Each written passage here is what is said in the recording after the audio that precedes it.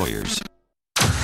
Now, Hangin with Hester and Hanny with Jacob Hester and Charles Hanagriff. Hester and Hanny on 104.5 ESPN Baton Rouge and 1130 The Tiger. Alongside Jacob Hester, here's Charles Hanagriff.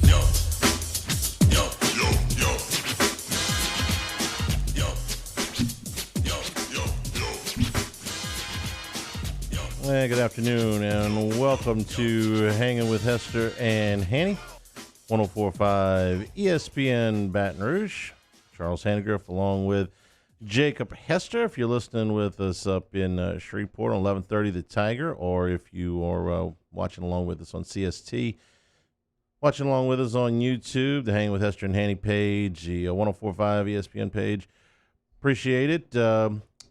Cade Wazzy on the audio board, Paul O'Neill on the video board. How are you, sir? I'm good today. How are you doing? Yeah, okay. You know, today is another day. You know, you plow forward a little bit and see what you can do with the next day. Yesterday was a not the most positive day that you could come up with. So we move into the next day and we see what it brings. Yeah, and we're here on a Wednesday, and LSU does have a football game this weekend against a top 6 team in this country, and it's something we haven't even had the ability to really break down, get into, preview, whatever you want to call it, because of everything else surrounding the football program. And so, you know, at some point today, we will discuss Kyle Trask and the juggernaut offense that Florida has. We'll talk about some of the personnel, but it's been so newsy around the program, we really haven't had the ability to do that. Right. I think it would be what it's like to do sports talk radio at a basketball school. That's been what it's been like a little bit in the last couple of weeks. Kansas, for instance, okay? Kansas, great basketball program, national contender every year. Has won the conference title, I don't know, 12, 13, 14 years, you know, in the last 15 or whatever the number is. But the football team is not very good. I've heard. So, you know, during football season, I imagine in Lawrence, Kansas, they talk about basketball practice. Right. Okay. We have at times, now not in the last couple of years, but we have in some past years, during basketball season, what's the number one topic? Football practice, or fourth quarter program, and here baseball, of course. But right. You know, that's what it is a little bit here. It's like, you know, did we spend a whole lot of time breaking down the Alabama film? No, because they were a 30-point underdog. We had a good idea, and we're going to do some of that today because it's not quite as bad with Florida, but they're still a significant underdog.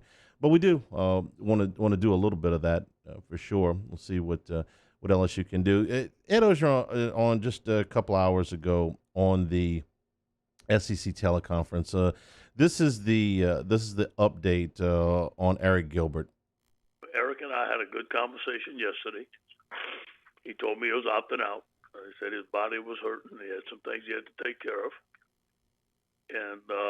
Yeah, do I think we have a chance of getting him back next season? Yeah, is there a chance of him transferring? I don't know that. He had told me he's transferring, but obviously we're going to re-recruit him, and obviously we wish him the best. Take care of the things he has to take care of, and would like him to be back with us next year. I suppose it's encouraging that he's not in the transfer portal yet. They got to go back and completely. Yeah, you know, they got to start over. Yeah, with him. All right, let's just lay this out. There's multiple scenarios, multiple cases, so this isn't the only one. This isn't an outliner. There's guys that have opted out, guys that transfer, whatever. The program numbers, the roster management. We've talked about it. If you have to get in a situation where you're re-recruiting your own guys every year, with everything you've got already and having to recruit 25 new guys to your team and having to re-recruit your juniors that have NFL aspirations and NFL grades, and now you're having to re-recruit basically every player. That's the job now. That's the job now. I can't tell you how many NFL coaches I've played for that were in college before and said the number one reason I got out of college coaching was recruiting. Joe Brady. Oh, he hated it. Joe Brady. That's why if you ever see Joe Brady's name on a head coaching job for college, then I want to know what billionaire, not millionaire, billionaire is backing that decision at whatever college. Because the guy that owns the Panthers has got more money than the LSU endowment by like 12 times. Okay. Right. So he'll be a head coach in NFL probably at some point. But any idea that he would go back, he's just one of a lot of them. You can speak to this a hell of a lot better than me. The NFL, if you're a position coach, even if you're a coordinator, you coach football. Yeah. You don't have to. The head coach increasingly has just coached the coaches at the NFL level because there's so many other obligations now. Reporting to your owner, which you never really had to do on a daily basis, which now you probably do. Yeah. To your general manager, to your scouting department. The media responsibilities are probably 5 times what they were 20 years ago. But assistant coaches in the NFL can largely coach football. Oh, it's all they do. And then when they're done coaching football, they can go home. They go, yeah, that's a great. In the summertime, it's the summertime. Yeah. And the only time they have to really get out of the building is if they go to the Senior Bowl and the Combine, which if you ask those coaches, they actually enjoy that. It's like a fraternity. They get to see their guys, and they get to watch a little football. Working vacation. Exactly. And that's really the only time they have to get out. Otherwise, the draft prospects, they come to you. They come to your facility. You don't go to them. You pick the pro days that you want to go to based on what your needs are. So every position coach doesn't even have to go to a pro day during the season. So it's a true, I coach, I leave, I go home. You could have coached. Okay. Mm-hmm. You had success at every level. You retired young, and you could have got in on the ground floor coaching somewhere. Yeah, I got asked to coach. Yeah, of course you did. Yeah. And you could have done that at the age of 30, 31 and worked your way up the ladder and been a head coach at some point, probably in your late 30s to early 40s. Okay. Why didn't you do that? I like my family. Yeah. Exactly. I like my time with my boys and wife. Mm-hmm. You don't have that if you're a college coach. And you turned down a lot of money. Mm-hmm. Okay. This is a nice living, but the high level coaches make other. You made a conscious decision at the age of 30. Mm-hmm. Said, this is my career path. I will sacrifice the financial gains of it because my family is more important to me. Yeah. Oh, well, and that's an admirable decision. I don't begrudge anybody that makes it either way, but if you're a college coach now, this is the job. I would imagine that most people got into football coaching because they love the game of football and they love the idea of team. And they love the idea of making kids better and making relationships and stuff like that. I don't think that any of them got into it to deal with COVID. I don't think any of them got in it to deal with trying to talk kids out of, quitting or transferring or whatever. They didn't get in to be psychologists. I mean, not overly. You're always going to have some internal things to deal with. I don't think they got into it for that. They certainly didn't. If you're a college coach now, we just talked about what the pro coaches do. Okay, so the season's over. Recruiting's over. Camp. Yeah. Camp's over. Practice is over. Game's over. Recruiting. I mean, it's. And it never stopped. They're well compensated. They pick this. Nobody's making them do it, and it's the same everywhere. Yeah. But this is not part of what you got into the game for. Right. To have a kid have these kind of issues with 2 games to go in the regular season, and have to deal with him opting out, and also work the problem of trying to keep him around. And the easiest thing in the world, and I know there's probably a lot of people out there saying, the hell with him, he quit, let him go. And then he ends up at Georgia scoring touchdowns on you, or Alabama scoring touchdowns on you. Okay, and then you're going to call the post game and you're going to do, why can't we cover the tight end? Well, because he's better than the guys we got. Well, why don't we recruit a tight end? Like, well, we did, and then right.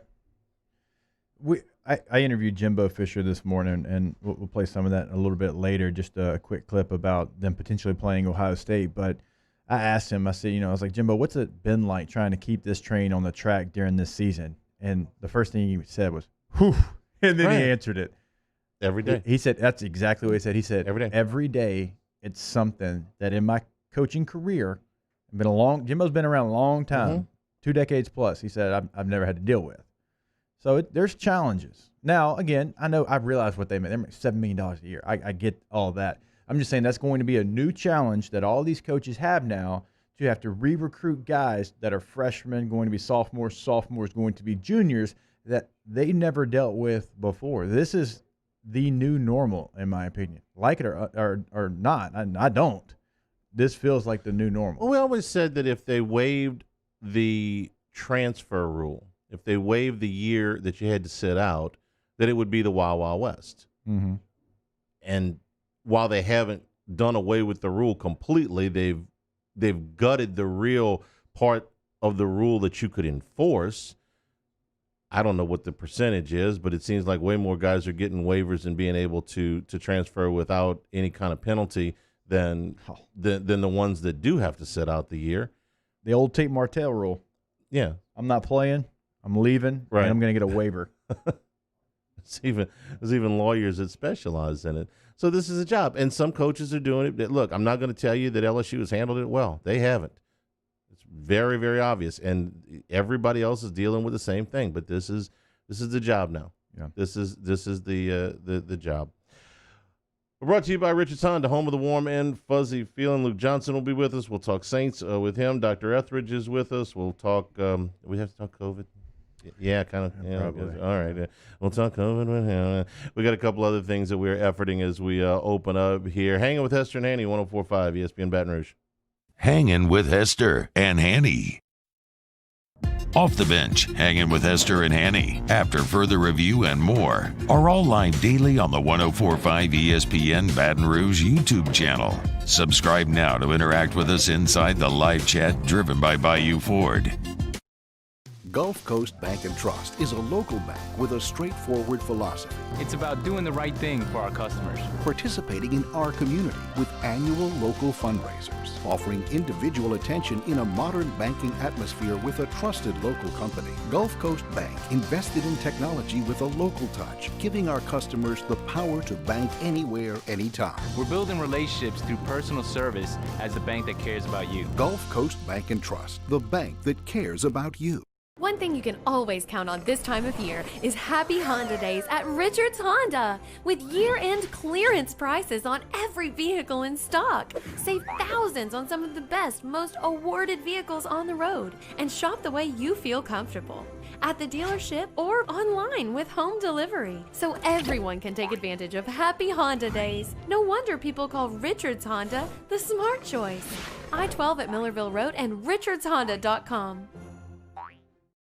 Are you a licensed contractor? There's lots of good contractors in Louisiana doing work the right way, but unfortunately, too many unlicensed contractors are working outside the licensing requirements. Working as a contractor in Louisiana requires a license for the company doing the work.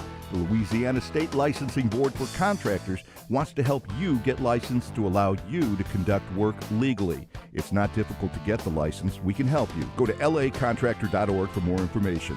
Licensed contractors, it's the law. Hello? What's up, E? What you doing? Chilling at the office working. You? Hanging at the job site. Chilling. Roof's up? Hey, Greg, roof up? Roof's up. Roof's up. Roof's up. Roof's up? Roof's up. Roof's up! Roof's up! Beautiful roof every single time. True. True. T-Bob Hebert here with breaking news. Front to Back Boat Services is the shop to upgrade your boat tech this fall. With not one but two NMEA certified techs, who better to install your Panoptic sonar, your HD displays. You want to see the fish under the water before you even cast? They have that. Trolling motor you could control with your iPhone? They have that. So what are you waiting for? Get into Front to Back Boat Services right now. Upgrade your boat tech. Make your boating dreams come true. Front to Back Boat Services.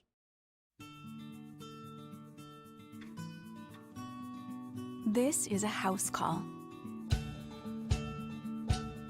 This is a follow-up appointment. This is a diabetes checkup.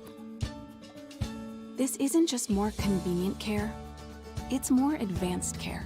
This is innovating healthcare at Louisiana's #1 hospital, Auctioner. To all of our heroes working on the front lines of this COVID-19 pandemic, your bravery and selflessness represent the very best of us, and we want to say thank you.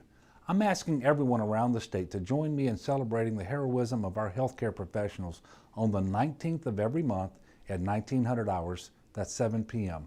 Write a note of appreciation, make plans to donate to charitable organizations, or say a prayer. To learn more, visit 19thanks.org. Thank you, and God bless. If I built a van, it would do more than haul. It would carry my entire business. I'd make it available in dozens, if not thousands of configurations. It would keep an eye on my fleet. And an eye out for danger. If I built a van, I'd make it available in diesel and gas. And I'd build it right here in South Carolina. Introducing the all-new Sprinter, starting at $33,790. Built in the USA. Mercedes-Benz. Vans. Born to run. Hey, it's Matt Moscona inviting you to join us for a Wednesday Hump Day edition of AFR presented by Pluckers. We start to look to the weekend ahead in the SEC with Russ Mitchell, and it's a Whiskey Wednesday. Taylor Calandro joins us 3 to 6, 104.5 ESPN Baton Rouge.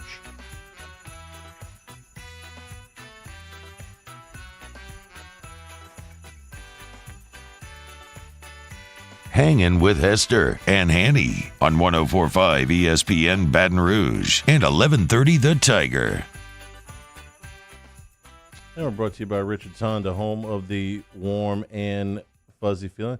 We got some stuff from Jimbo Fisher that's coming up here in just a little bit. Do you have a nice talk with him today?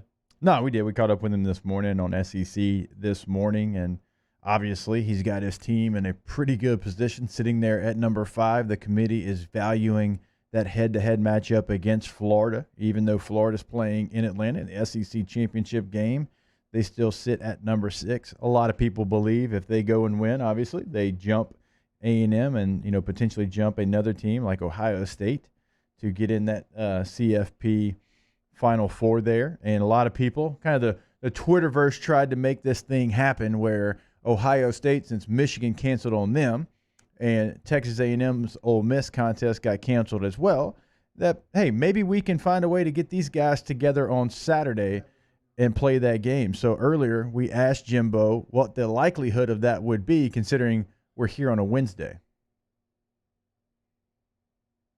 You'd be considering it, but I think on Wednesday, I think you're being a little bit crazy with it because you know that from game preparation and to get the quality game you want to do, I don't think you would. Because if you want to go into that game for both of us, there's a lot on the line. You would want to be prepared for the game. Now, to play them, it doesn't bother me to play them. I'd love to play them. Play them in the playoffs. Let's line up and play them. Whatever it is. But I think on Wednesday would be a very tough thing to do on a game that means so much. You'd be considering it. Your choice is to not control your own. I understand what he's saying completely. But would you, even on short notice, they're on short notice too, you would control your own destiny. If A&M beat Ohio State this weekend, I think they'd control their own destiny, or as close to it as they could. If they beat Ohio State, even if Florida, maybe not completely, even if Florida beat Alabama, it wouldn't necessarily 100%. It wouldn't be absolute that Florida would get in over them. Well, because they would have the head-to-head and they'd have the marquee win. I think your worst case scenario, if A&M played Ohio State and beat them, which I don't think they would, but if they did, then your worst case scenario is that Clemson beats Notre Dame and Florida beats Alabama. So then you say, well, Alabama's still in, and Clemson and Notre Dame are in, and now you're up against Florida. But now Florida would have the SEC championship. So if Alabama, you'd have the head-to-head on them, but Florida would have the title, and then you go back to are you head-to-head with Alabama? Well, you got beat by 4 touchdowns. What would Alabama would have their marquee win be Texas A&M. Mm-hmm. I believe it to be true. You do too. I'm sure all of our listeners do. If they lose this game in Atlanta, they fall to 4 at worst. Yeah. Right. in 2011, they won a national championship without winning the SEC West. In 2018, they won a national championship without winning the SEC West. They get the benefit of the doubt, for sure. But even with the white-hot hate that I have for Alabama, I can't sit here and tell you that even if Florida beats them in the SEC championship game, that they're not one of the best 4 teams in the country. And to your point, right now, they're in. Yeah. If they beat Arkansas, which they're going to beat Arkansas, I don't think we broke any news right there. They have 100% chance. And like I said, I don't like to speak in absolutes a lot, but they have 100% chance if they beat Arkansas, which, again, they will. That's 100% as well, that they're in. There's nothing they can do unless Florida, which, again, is not going to happen, house them by 5 touchdowns. Right. They're in. And I can't argue with that. I've watched them play for 9 weeks now. They are one of the best 4 teams in the country. They are the best team in the country. I think they're the best team in the country by a wide margin. This is the biggest margin. If they were playing Clemson this weekend laying 10 points, I'd lay the 10 points in a heartbeat. This is the biggest margin from 1 to 2 that we've had in a long time. Yeah. I do think this Notre Dame team is different than past Notre Dame teams. I think their defense is really legit, like a legit college defense, and not just with who they play. I think they have a pro running back. I think they have a different brand of quarterback than they've had. They lose by 20 instead of 30. I was about to say they'd lose by 17 and not 35. Yeah, that's it. Alabama they have handled the season of uncertainty as well as you could do. Mike Detillier said this on Matt's show. He said, this is Saban's best coaching job. Is it Saban's best team? You could debate that, but it's his best coaching job because we went through the whole list on Monday. Did they have any opt-outs? No. Yeah. Did they re-recruit their kids that could have gone to the draft? Yes. Yeah. Did they handle COVID better? Yes. Did they handle the social unrest better? Yes. I mean, not better than LSU, better than everybody. Yeah. That's just, that's Nick being Nick. Mike Griffith, he comes on our show every Wednesday morning. We had him on a couple of weeks ago, and I asked him, I said, who's your SEC coach of the year? Because Georgia's playing Mizzou. He covers Georgia for AJC. And I thought he was going to say Eli Drinkwitz because that's who I believe the coach of the year in the SEC will be. They're 5-3. They're a ranked football team. He said Nick. He said with the coaching job he's done this year, I realize it's never an award that he can win, but he should win it this year. And to your point, this might be the best coaching job he's done. You have to go over and above if you're him to win the coach of the year award. I mean, there's a reason that Phil Jackson's office and Greg Popovich's office and Bill Belichick's office isn't stacked to the ceiling with Coach of the Year awards. They've got way more championships than they've got Coach of the Year awards. Why? Because, it became expected of them. They were so good at what they did. They had such dominant programs that you just sort of took it for granted after a while. Alabama's the same thing. Saban could have been Coach of the Year any one of a dozen times over the last 20 years. I'm feeling dirty. Can we talk about somebody else? else? We can talk about something else. Just another team. We started out talking about Jimbo and them trying to schedule a game with Ohio State, which would be awesome, by the way. How good do you think they are? Which one? A&M. How good do you think they are? They're as good as Kellen Mond is. I mean, there is a true story of we're as good as our quarterback plays because the other pieces are nice. They're pretty good on defense. They're better than they've been there. They're more physical. They can run the football. They got 3 running backs. Now, Isaiah Spiller is the bell cow. Yeah, they got a dude up at the front, and they got a couple other guys. Yeah, and they don't have receivers. And Jimbo kind of he deflected a little bit this morning when Doring asked him about his receivers. Yeah. He's like, you got to win the middle of the football field, which they do with a running game and a tight end that's really, really good. But they go as Kellen goes. When he struggles, they struggle. I mean, he struggled against LSU, and that game was close for a long time. They never pulled away, right? And when he comes back and he plays like he does against Auburn on the road, then they go and win by 11 points and make a fourth quarter comeback. And he's been in this game so long that you've got to be able to lean on him. Even if you don't fully trust him, you have to. Oh, you're all in with him. Yeah, I mean, he's the guy. He is the reason you will be in it or out of it. I think they have some nice pieces. We've seen them get in a track meet and win against Florida. We've seen them get in a track meet and lose against Alabama. So it's definitely Jimbo's best team that he has there. They're built a little bit different. They're way more physical. They were soft. And, a lot of that was Kevin Sumlin, and Jimbo tried to fix it, and it didn't get done as quickly as he would have liked or hoped. But it feels like they have finally made that turn Now, they could play Alabama 10 times and going to lose 10 times. So they're not the best team in the country. They're not in that conversation. They could play Clemson 10 times and they'd lose 8 of them. What about Notre Dame? What if Texas A&M were playing Notre Dame this weekend?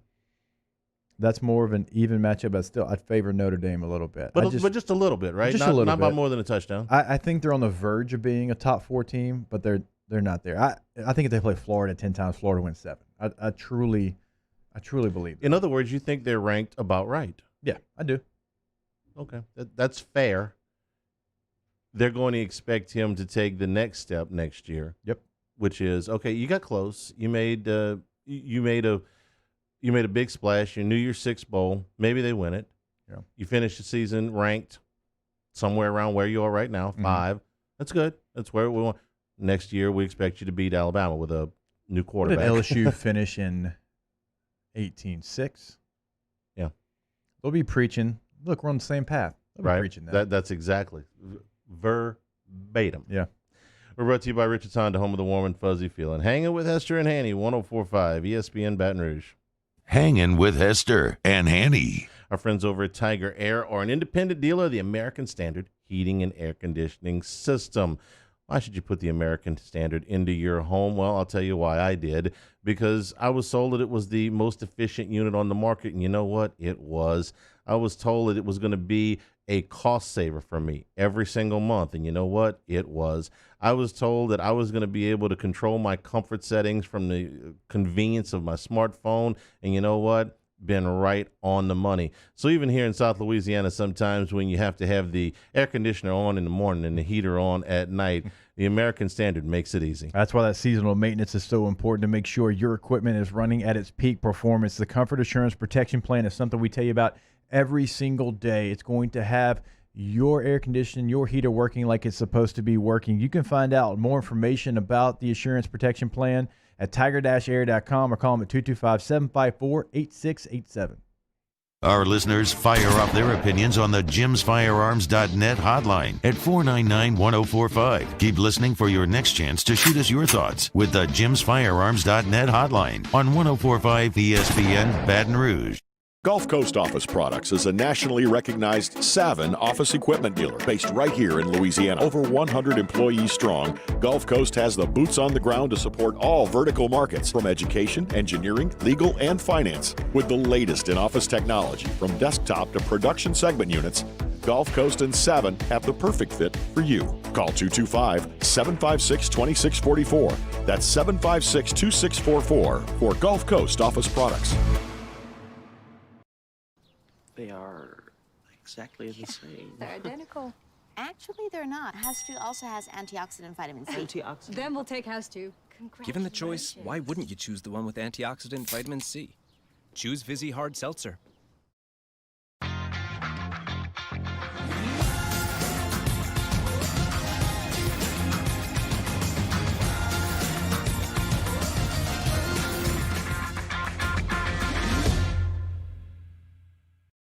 You may not know about the 4 Kids Foundation, but you've probably heard of the Zurich Classic. And the Zurich Classic exists because of 4 kids. But it's what happens after the tournament that really counts. 100% of the proceeds are donated by the 4 Kids Foundation to hundreds of local charities, totaling more than $40 million, all to help local children and families in need. 4 Kids helps kids through golf, because every child deserves a shot at a brighter future. This isn't just another day. It's so much more. Kelly's life was put on hold when her auctioneer primary care doctor discovered a rare blood disorder. Her doctor connected her to an auctioneer care team of cancer, heart, and kidney specialists. With multiple primary care locations around Baton Rouge, same-day appointments, and online scheduling, we're relentless about keeping you healthy. Auctioneer Baton Rouge, innovating healthcare for Kelly. Gulf Coast Bank and Trust is a local bank with a straightforward philosophy. It's about doing the right thing for our customers. Participating in our community with annual local fundraisers. Offering individual attention in a modern banking atmosphere with a trusted local company. Gulf Coast Bank invested in technology with a local touch, giving our customers the power to bank anywhere, anytime. We're building relationships through personal service as the bank that cares about you. Gulf Coast Bank and Trust, the bank that cares about you. I've been doing business with Luba for 25 years. They're dependable, trustworthy. It's just the attention to detail with our clients. Our folks have years and years of experience. They're highly trained professionals, but many companies have that asset. What I'd like to think makes Luba a bit different is that we use those talents in a way that truly is dedicated to serving the needs of the folks. Join us for a Wednesday edition of Jimmy Ott's Game Time, live from Snow, Seafood, and Steak in Gonzales. Jimmy gives his take on all the news surrounding LSU football and breaks down the latest lines. Tune in from 6 to 8 on 104.5 ESPN Baton Rouge.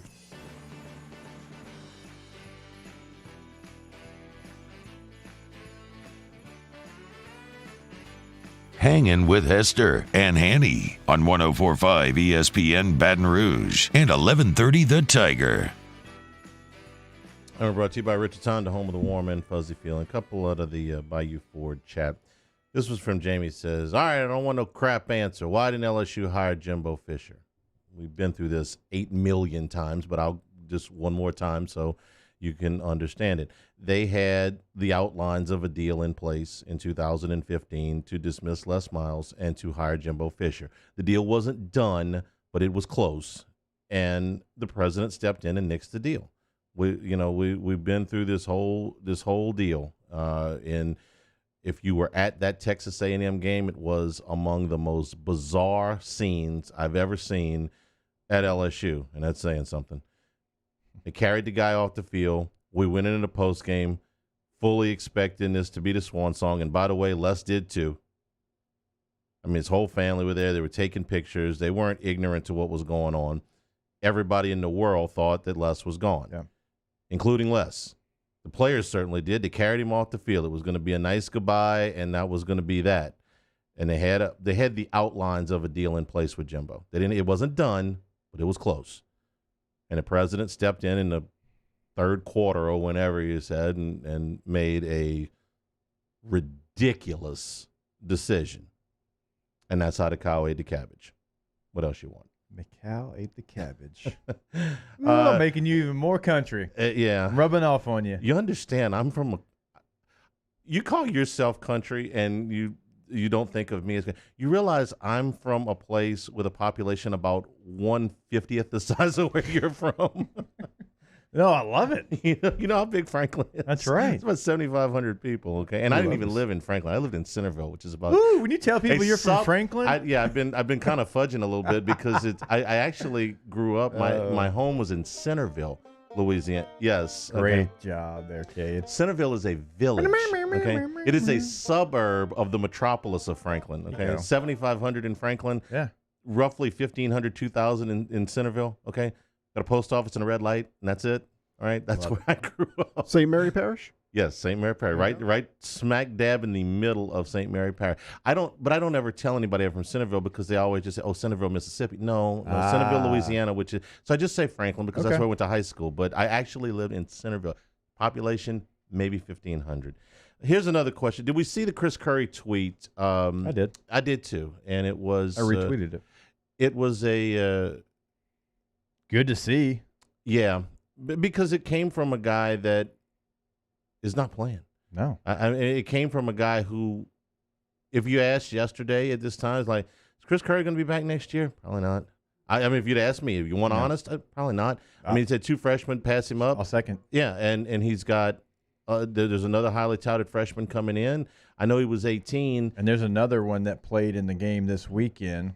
I mean, we think Bradford's more of a speed guy, but he played, what, 4 plays? And 5 plays? Chris Curry may transfer after the season. I wouldn't blame him if he did, but at least he's still in there going, I'm going to finish. Good for him. Yeah. I mean, that was one of the more encouraging things that I've seen. That, hey, listen, if if you had woke up this morning, if he hadn't tweeted and he woke up this morning and said Chris Curry opted out, yeah. Right. I mean, for sure. Sure. And look, this one hits close to home for me. He's wearing number 18. He's wearing number 18, and right now he's not on the field. Last year, when Clyde went out, he came in and he helped LSU get to the championship game. Now, they were in full control of that game, but he played well. He had a great offseason. He was the name that I heard throughout the process that was going to wear number 18. He was the guy. Like, Damone came later. He was the front runner. And it hasn't worked out well for him. He hasn't had many opportunities, but LSU has not, been able to run the football. Right. And when they have, it's been with Ty Davis-Price and John Emery, okay? But, and I'm sure there's some times where he's probably been a little mad. I can understand it, right? Why wouldn't you be? But it is good to see that there is someone saying, guys, we still got games to play. Just stay with us. We'll be back. In fact, let's read it. Let's get to work and ball out. We're going to get it right for Tiger Nation and all the people that played before us. That means something to me. Yeah, certainly. He said, we owe it to y'all. I promise. Hey, listen, no matter what happens, I'll think pretty highly of Chris Curry's time here because he waited his turn, and when they called his number in a big game, he came up big, and they gave him some responsibility. And, yeah, the freshman beat him out. I mean, but he was still he fought it out till the end. Last year, that was Joe Burrow, by the way. When they were talking about who's going to replace Clyde in this game, Joe went to bat for Chris Curry. I know that for a fact. I could see that. Here's another question. This is from Matthew. It says, if Jimbo gets hired, do you get Joe Burrow and win a natty? I have no idea. Look, I'll be real honest. I'm not in the camp of wondering if Jimbo got hired here. Ed's won a national championship in a New Year's Six game. Yeah. Would it have gone exactly like that? No. I don't know. No, because it never does. I mean, if you change, you know about paradoxes. You change one link in the chain, and no, it never goes that way. Would they have won? Now, I'll be honest with you. In 05, before I knew who Les was, I was wondering why Jimbo didn't get more run and consideration. I realized he hadn't been a head coach really at that point. I understood all that. At that time, I was wondering, hey, Jimbo could do this. Nick didn't exactly give him a ringing endorsement on the way out the door. I mean, he didn't. Nick liked his defensive guys because Jimbo would go toe-to-toe with Nick. Well, I can't tell you how many times on a practice field Nick would be yelling something across, and Jimbo yelled it right back across the field. There wasn't any taking it from the head coach there. This from roster management, kind of the topic du jour here. The question was asked to Ed Ogeron this morning. Identifying the great high school players that are out there, we feel that we have an excellent recruiting class. Looking at the guys that are going to leave, looking at position by position, slots that need to be filled through either recruiting high school players, junior college players, or graduate transfers, which we've done very well. Obviously, I wish I had more scholarships and to fill the roster, but we don't. So we're going to have to use the best 25 initial scholarships according to what we need in our football team. So we did this yesterday about the number of guys that we've got on a list to come back, and we've got it somewhere in the low 40s, and with guys we're pretty sure, and then another 13 guys that we're maybe on the fence about, and that makes all the difference in the world. Feet to the fire. Does the NCAA do anything about the Hard 25 this year? No, I don't think so. Next year? Maybe. Yeah. It's going to be too late. I understand that, but I agree with you, by the way, but I think it's going to be too late. Well, if they were going to do something about the Hard 25, signing day's a week from today. The early signing period anyway. So how did the ESPN did an expose on what happened to LSU as far as the roster management. The team signed 17 top 300 recruits on defense from 17 to 19.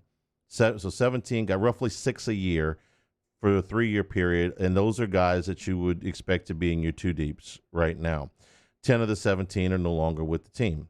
Some of them went to the NFL. Some of them opted out. Some of them transferred. Some of them were dismissed. They recruited 30 total defensive recruits in that time. This is the 2017, 2018, and 2019 classes. 14 of those recruits are no longer on the team. So you lost about half. You signed 11 defensive linemen over 3 years. That's a pretty good number. I mean, three, that's almost 4 a year, just shy of 4 a year. That's about what you're supposed to sign. Okay. Of those 11 prospects, one's in the NFL, one's opted out, 4 no longer on the team, and 3 have 1 or fewer tackles. So this runs the whole gambit over a 3-year recruiting period. One was so good that he went to the NFL. One opted out. That was Shelvin. 4 of them have left the team for whatever reason, and 3 of them aren't ready to play yet. Yeah. Same deal on the offensive line. The numbers are similar. Linebacker, 5 of the 9 recruits between 2017 and 2019 are no longer with the program. This is why you are where you are, and some of this is avoidable and some of it is not. But one of the recurring themes in this overall overview of the LSU program, and this is a national set of eyes. I like sometimes to get that perspective because sometimes we get so close to it you can't see the forest from the trees. All of them said you can flip it quick. And I believe that. Yeah. You can flip it. Now, you got to do everything right, but you can flip it quick. You're probably looking at a 2-year rebuild here, whereas next year you get a lot of young players on the field that ain't those offensive, those freshman offensive and defensive linemen that aren't playing right now that everybody's saying, why aren't they playing? And my guess is because they're not ready. Better be ready next August. And then you bring in another full signing class, and you can't afford to take many chances. You can't afford to take many projects. You can't afford to take many guys that are going to take 3 years to get on the field. We know this. They have been going through. You've seen some decommitments. That's not by accident. Try to fill up the rest of the way. They're going to have to do this also, they pointed out, with some scholarship limitations coming over the next 2 years. So it doesn't make your job any easier. But they all said the same. You can flip it quick. And there's ample examples of that, okay? 1999, for all these people say this is a decade where 1999, Jerry DiNardo got fired. Okay, they had a 3-8 record. The team completely quit on him. In 2001, they won the SEC championship. Yeah. In 2008, there was a major letdown. Okay, it has a little bit of feel to this season with all the things that were going on internally and things you heard coming out of the program. In 2010, they won the Cotton Bowl. They were 11-2 that year, I think, and it set the stage for the big run in 2011. In 2016, Les Miles was bad enough to get fired, interim coach. In 2018, you were the number 6 team in the country. In 2019, you were the national champion. So you can flip it quick. They flipped it quick under multiple coaches. They flipped it under, I hate to use the word flip because that's the title of the book, and that's not exactly the thing right now. But Nick flipped it in 2 years. Les flipped it in 2 years. Ed flipped it in 2 years.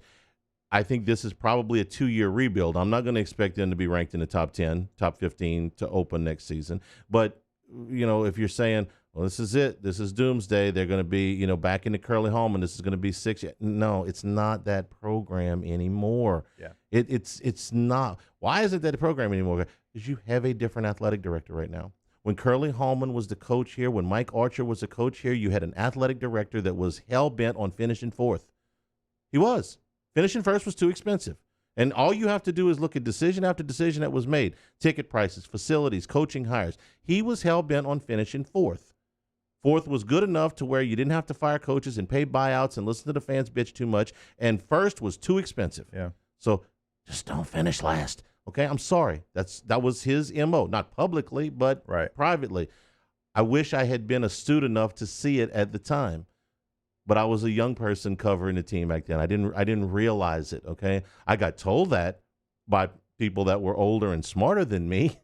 I came to realize it over time. If a program was in this situation right now, I'd tell you, okay? When the previous athletic director was here, I told you, I got problems because he can't close a deal. Mm-hmm. He's a public relations nightmare, and he can't close a deal. He had some good ideas. I give Joe Oliva credit for having some good ideas. He just couldn't close on very many of them. I don't feel that way about the current athletic director. So you can flip it quick. But the roster management issues are very real right now. Take a break. We're brought to you by Richard's Honda, home of the warm and fuzzy feeling. Hanging with Hester and Hanny, 104.5 ESPN Baton Rouge. Hangin' with Hester and Hanny. GMFS Mortgage, gmfsmortgage.com. Are you in the market for a new home right now? Maybe this is how you want to start the new year, in a new home. Maybe you want to save a little bit of money. Who doesn't want to save a little bit of money on your monthly note? Or maybe you're at a point where you can shorten the time duration on that note to have your house paid off. Maybe you need to upsize in your home, a construction loan you're adding to your family. You like where you are, you don't want to move, but you need a little bit more room. Whatever your financial goals, GMFS Mortgage can handle them. Sit with a local counselor like I did with my friend Greg Price and talk about all of your options. You'll set some goals, you'll set a plan, and you'll go from there all the way to the closing. I think you're going to be really pleased at how quick that process goes. I know I was.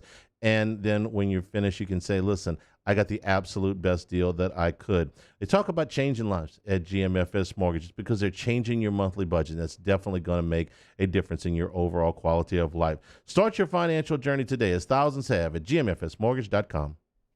We opened up the playbook and expanded our coverage. Listen daily in high definition on 98.1 HD2. We are 104.5 ESPN Baton Rouge. If I built a van, it would do more than haul. It would carry my entire business. I'd make it available in dozens, if not thousands of configurations. It would keep an eye on my fleet. And an eye out for danger. If I built a van, I'd make it available in diesel and gas. And I'd build it right here in South Carolina. Introducing the all-new Sprinter, starting at $33,790. Built in the USA. Mercedes-Benz. Vans. Born to run. Are you a licensed contractor? There's lots of good contractors in Louisiana doing work the right way, but unfortunately, too many unlicensed contractors are working outside the licensing requirements. Working as a contractor in Louisiana requires a license for the company doing the work. The Louisiana State Licensing Board for Contractors wants to help you get licensed to allow you to conduct work legally. It's not difficult to get the license. We can help you. Go to lacontractor.org for more information. Licensed contractors, it's the law. Gulf Coast Office Products is a nationally recognized Savin office equipment dealer based right here in Louisiana. Over 100 employees strong, Gulf Coast has the boots on the ground to support all vertical markets, from education, engineering, legal, and finance. With the latest in office technology, from desktop to production segment units, Gulf Coast and Savin have the perfect fit for you. Call 225-756-2644. That's 756-2644 for Gulf Coast Office Products. At All-Star Toyota, you get it all. If you're in the market for an all-new Toyota vehicle, come see our friendly and knowledgeable sales team at All-Star Toyota. Located in Baton Rouge at the corner of Airline and Goodwood, we've been serving our community since 2005 by offering a large selection of new Toyota cars, trucks, and SUVs. Get behind the wheel of your dream car and take a test drive at All-Star Toyota today. ServiceMaster Elite create clean, disinfected work environments. As a local business, we take pride in serving the New Orleans and Baton Rouge areas. Our cleaning protocols follow CDC and OSHA standards for healthcare settings, offices, senior living, restaurants, and industrial plants. Contact ServiceMaster Elite to get your operation ready for reopening with germ disinfection cleaning. ServiceMaster Elite, the trusted choice in professional cleaning since 1996. Gulf Coast Bank and Trust is a local bank with a straightforward philosophy. It's about doing the right thing for our customers. Participating in our community with annual local fundraisers. Offering individual attention in a modern banking atmosphere with a trusted local company. Gulf Coast Bank invested in technology with a local touch, giving our customers the power to bank anywhere, anytime. We're building relationships through personal service as the bank that cares about you. Gulf Coast Bank and Trust, the bank that cares about you. Coming up on Thursday's OTB, Executive Chef Michael Johnson answers all your Munchies questions. Barstool's Ben Mintz gives you 6 more money-making winners. Jalen Hurts versus the Saints D? Can the Tigers pull off the upset in Florida? Off the bench, 104.5 ESPN.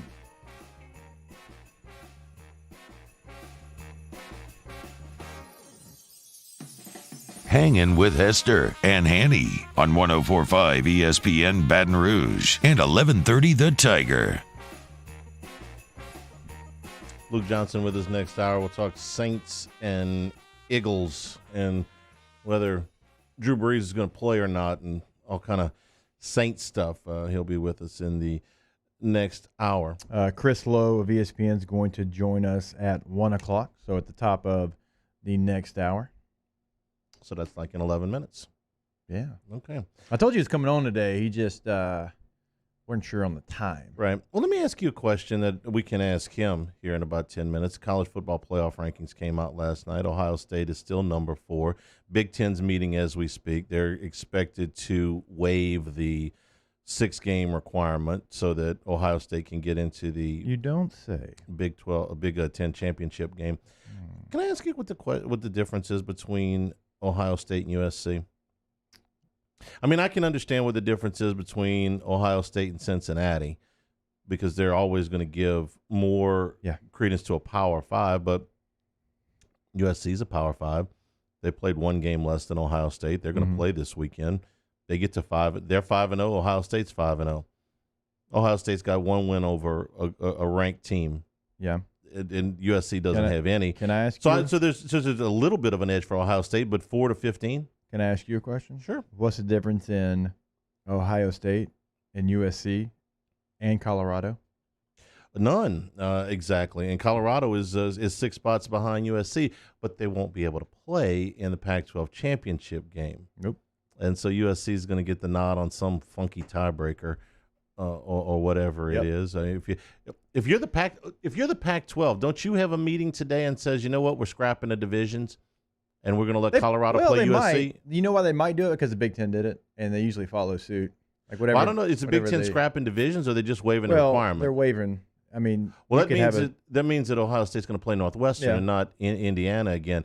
If the Pac-12 waived any requirement, it wouldn't solve the Colorado and USC in the same division. Right. Just get them to do something though. Yeah. No, make some movement to help out some of your undefeated teams. If you really want to try to get. I mean, they've got the longest of long shots to get a team in the CFP. You got to do something. Right. So if Colorado were to beat Utah this weekend, and then you set up a Pac-12 championship game, that would bump their ranking. Let's say they're at 21 now. Let's say they'll put them at 19, 18.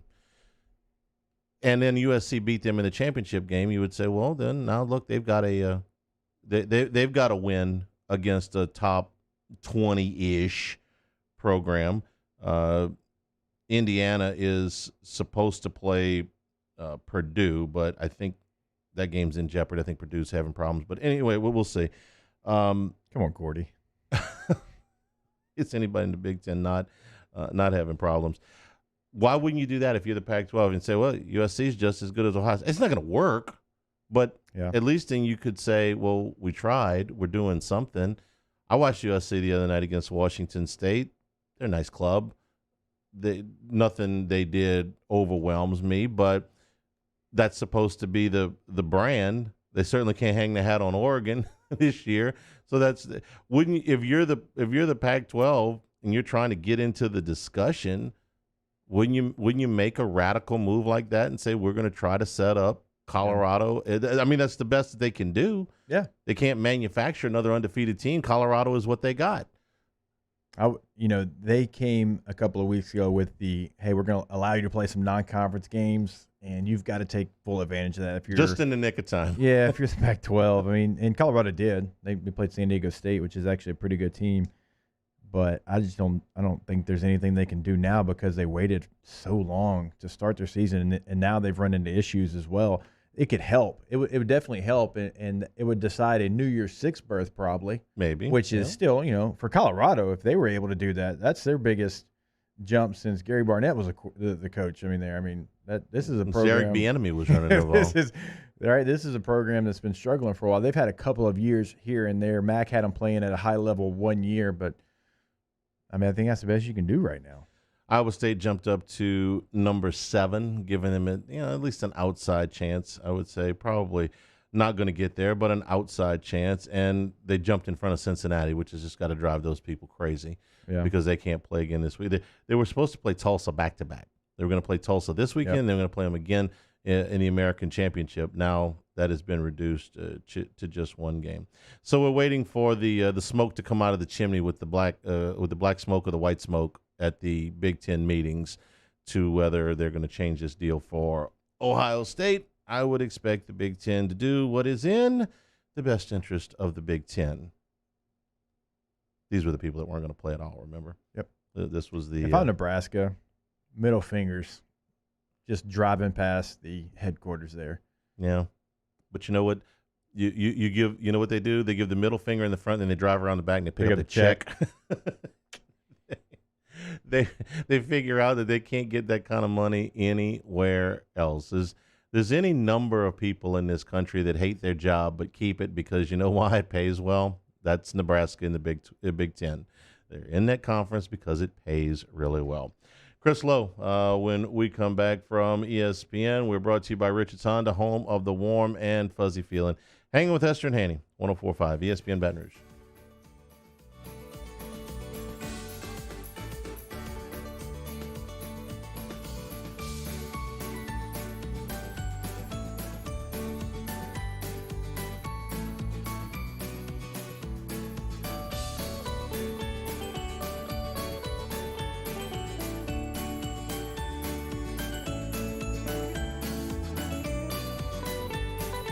Hangin' with Hester and Hanny. If I built a van,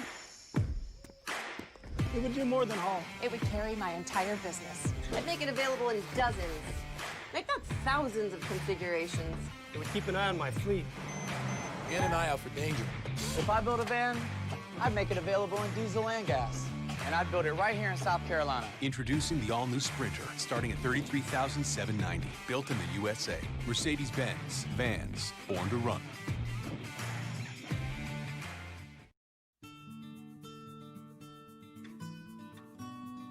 This is a house call. This is a follow-up appointment. This is a diabetes checkup. This isn't just more convenient care, it's more advanced care. This is innovating healthcare at Louisiana's #1 hospital, Ochsner. To all of our heroes working on the front lines of this COVID-19 pandemic, your bravery and selflessness represent the very best of us, and we want to say thank you. I'm asking everyone around the state to join me in celebrating the heroism of our healthcare professionals on the 19th of every month at 1900 hours, that's 7 p.m. Write a note of appreciation, make plans to donate to charitable organizations, or say a prayer. To learn more, visit 19thanks.org. Thank you, and God bless. T-Bob Hebert here with breaking news. Front to Back Boat Services is the shop to upgrade your boat tech this fall. With not one but two NMEA certified techs, who better to install your Panoptic sonar, your HD displays. You want to see the fish under the water before you even cast? They have that. Trolling motor you could control with your iPhone? They have that. So what are you waiting for? Get into Front to Back Boat Services right now. Upgrade your boat tech. Make your boating dreams come true. Front to Back Boat Services. You may not know about the 4Kids Foundation, but you've probably heard of the Zurich Classic. And the Zurich Classic exists because of 4Kids. But it's what happens after the tournament that really counts. 100% of the proceeds are donated by the 4Kids Foundation to hundreds of local charities, totaling more than $40 million, all to help local children and families in need. 4Kids helps kids through golf, because every child deserves a shot at a brighter future.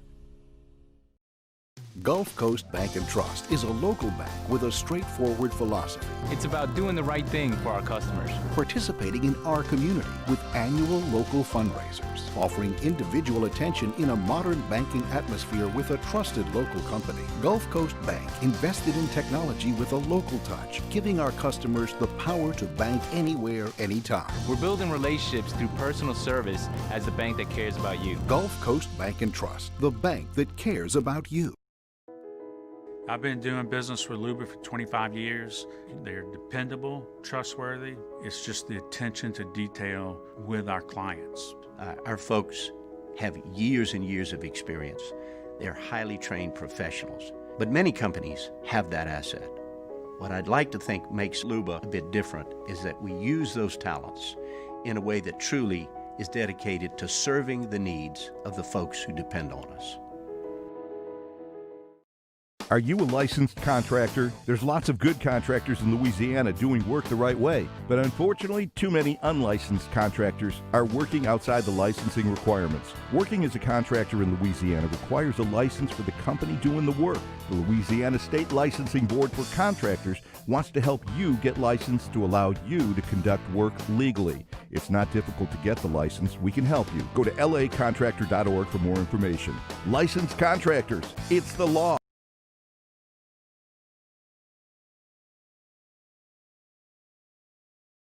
Callahan Injury Lawyers.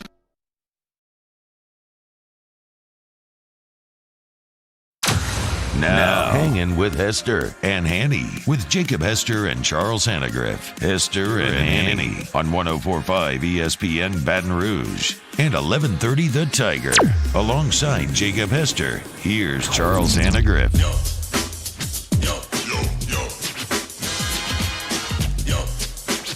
Hour number 2, Hanging with Hester and Hanny, 104.5 ESPN Baton Rouge, 1130 The Tiger in Shreveport, CST, and YouTube. Alongside Jacob Hester, I'm Charles Hanagriff. Chris Lowe from ESPN joins us now. Chris, good afternoon. Good afternoon, you guys. Chris, we're waiting on the Big Ten's expected change of the 6-game rule. In your opinion, does this automatically pave the way for Ohio State to the playoff as long as they win out? I think so. I think if they're 6-0 and they're the Big Ten champions, then I would be surprised if they don't get in. That's still going to be 4 or 5 games fewer than most teams play. I guess in the case of the SEC champion, it would be 5 games fewer.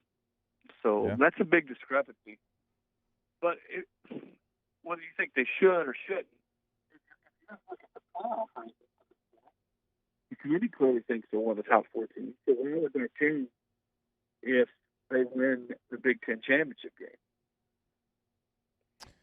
Chris, we were talking before you hopped on too. I mean, there's other teams that just aren't going to play enough games, and USC and Colorado and the Pac-12, and it does seem like Ohio State's going to get the benefit of the doubt here. And I know Nebraska fans are probably tuning in saying, "What in the world? We tried to do something with Chattanooga earlier, and we weren't given that opportunity." But I mean, has Ohio State kind of gained that benefit of the doubt because of who they've been? Well, it certainly looks that way, Jake. I mean, and this, no one would ever come out and say this, but you know who in the Big Ten was leading the charge to play this year? Ohio State. Yeah. I think without Ohio State drive and the way that they pushed, you had the petition and all that. I mean, there was nobody in the Big Ten pushing harder to play than Ohio State. Now, Nebraska was too. Okay, I'm not going to say Ohio State was the only one, but they're the brand. They're the team that has won national championships recently, and so I think that probably has something to do with it as well. But no, I can see how it looks like if you just sort of look at it 1,000 feet away and you don't have a dog in the fight, that they're making sort of making up the rules as they go, just so Ohio State can get into the playoff. Or, to be fair, I guess if it was any Big Ten team, if any Big Ten team was sort of sitting there where Ohio State is right now, and they were unbeaten and they were ranked in the top 4 in the playoff, it looked like they were going to fall below. Again, remember, this was the Big Ten imposed 6-game limit. This was within their conference. They're the one that came up with these rules. But if it was any team at this point, at this juncture, that looked like they were the cusp of the playoff, then they probably would change it. I think this goes back a ways. I mean, the Big Ten sort of fumbled in the way they went about whether they were going to play football. They were, they weren't, they were. You had some schools that were adamantly opposed to it, some that wanted to play, i.e. Ohio State. And then you had the players coming out pushing to play, parents supporting, signing petitions, presidents. Really, I mean, Kevin Warren's been an easy target, the commissioner. But, you guys know this. The presidents are the ones that make the call. They sort of bailed on him. They threw him under the bus initially. And then they come back and say, well, the medical advice we got is sort of changed, been updated, so we're going to play. they just completely bungled this whole deal. And now here we are. Ohio State is unbeaten with a chance to go to the playoff, but yet they haven't played the 6 required games. Well, let's change the rules so we get a team in the playoff after all. Chris Lowe is our guest from ESPN. Chris, two of your colleagues, Adam Rittenberg and Mark Schleybaugh, did a comprehensive piece on LSU and what has happened here, and it was very, very comprehensive, very well done. I guess the onus of it is that the fall has been because of unprecedented roster turnover, assistant coaches changes, a limited offseason, and a series of off-the-field events, but also that they feel like this is a situation that could be turned around pretty quickly, could be flipped pretty quickly. When you see the LSU program right now, not the team, the program, what are your thoughts? Well, I mean, look how quickly Ed flipped it when he got in there. They weren't, they weren't whatever they're going to be this year as far as this far down in record, but he flipped it pretty quickly. So he's the guy who did that. Why would he not be able to do it again while he's in there? I mean, it's the LSU brand is always going to be what it is. You're always going to be able to recruit to it. You just won a national championship 2 years ago or a year ago from this year. So kids are still going to want to come and play, and Ed has proven to be a terrific recruiter over the years. But when you have as much turnover in the staff and you lose as many good players as they did to the NFL and opt out and other situations, it's even for a school like LSU, sometimes it's hard to recover. I don't think any of us, you guys are closer to that program than I am, any of us saw the bottom falling out the way it did this year. But it's a weird year. It's a COVID year. There's been challenges across the board for everybody.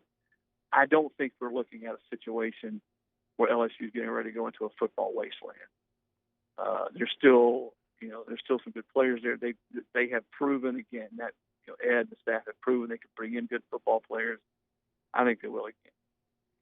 CeeLo, how different do you think the LSU staff looks next year? Because we know the loss of revenue, $80 million for LSU athletics and hiring freezes and, for a couple of years and all that we've heard that's come out. But as we know, high-level college football in the SEC, if something's not working, you typically fix it the next offseason if you can. How many moves do you think LSU makes? Well, Jake, remember when we all were saying or suggesting back in September, there's just not going to be any moves this year. It's a COVID year. Right. Teams are losing revenue. Yeah, exactly. My words exactly right. It's SEC. It's football in the SEC. I mean, they're paying Will Muschamp 15. I know the reported figure was 13. I have someone that's pretty close to that situation say it's more like 15.5. $15.5 million to walk. I mean, heck, Tennessee during the middle of the season fired a defensive line coach. They're going to owe him close to $1 million. Yeah. So don't tell me that. I don't want to hear, woe is me, we're going to lose $30 million, lose $50 million when you're paying guys this much money in the COVID year to go away. To answer your question, I do think it's going to look different, the staff. I think that they'll have to make some changes because, certainly in some positions defensively, and Ed himself has said at times that it was just embarrassing. And, so I don't know how many that is, but I would be surprised if there aren't multiple staff changes going into next year. Now, what are they going to owe people? I'm not privy to all the contracts, what kind of buyouts everybody's going to have. But the thing that would surprise me the most, if that staff just stays status quo. Chris Lowe is our guest from ESPN. Chris, what do you think differently, if at all, about Iowa State and Coastal Carolina, the two teams that made probably the biggest jump in this week's poll, and their opportunity to make for Iowa State the playoff and for Coastal Carolina a New Year's Six bowl? The bad thing for those two schools is when you have the kind of success they've had and you've got two terrific coaches, Matt Campbell and Jamie Chadwell, everybody's going to be wanting to come after them. Now, they've been trying to get Campbell for a couple of years, other schools. And I admire the fact that he hasn't just jumped at everything. He's been patient. He's continued to build there at Iowa State, and they've just gotten better and better. And I think his stance has been, why leave just to go be a head coach somewhere else? In the case of Jamie Chadwell, this is his second year at Coastal Carolina. Do you guys not love the fact that the game of the year so far in college football has been a game that they put together in 2 days. Oh, I love it. Isn't that, Yeah. isn't that awesome?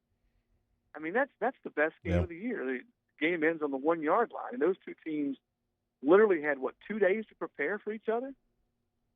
You know, BYU flies all the way across the country to play, and you know, Chadwell. I love his offense. It's a little bit it's different. It's a little bit of a niche offense. Schools are looking for that kind of thing. So I think that both those schools are going to have a hard time holding on to the coaches.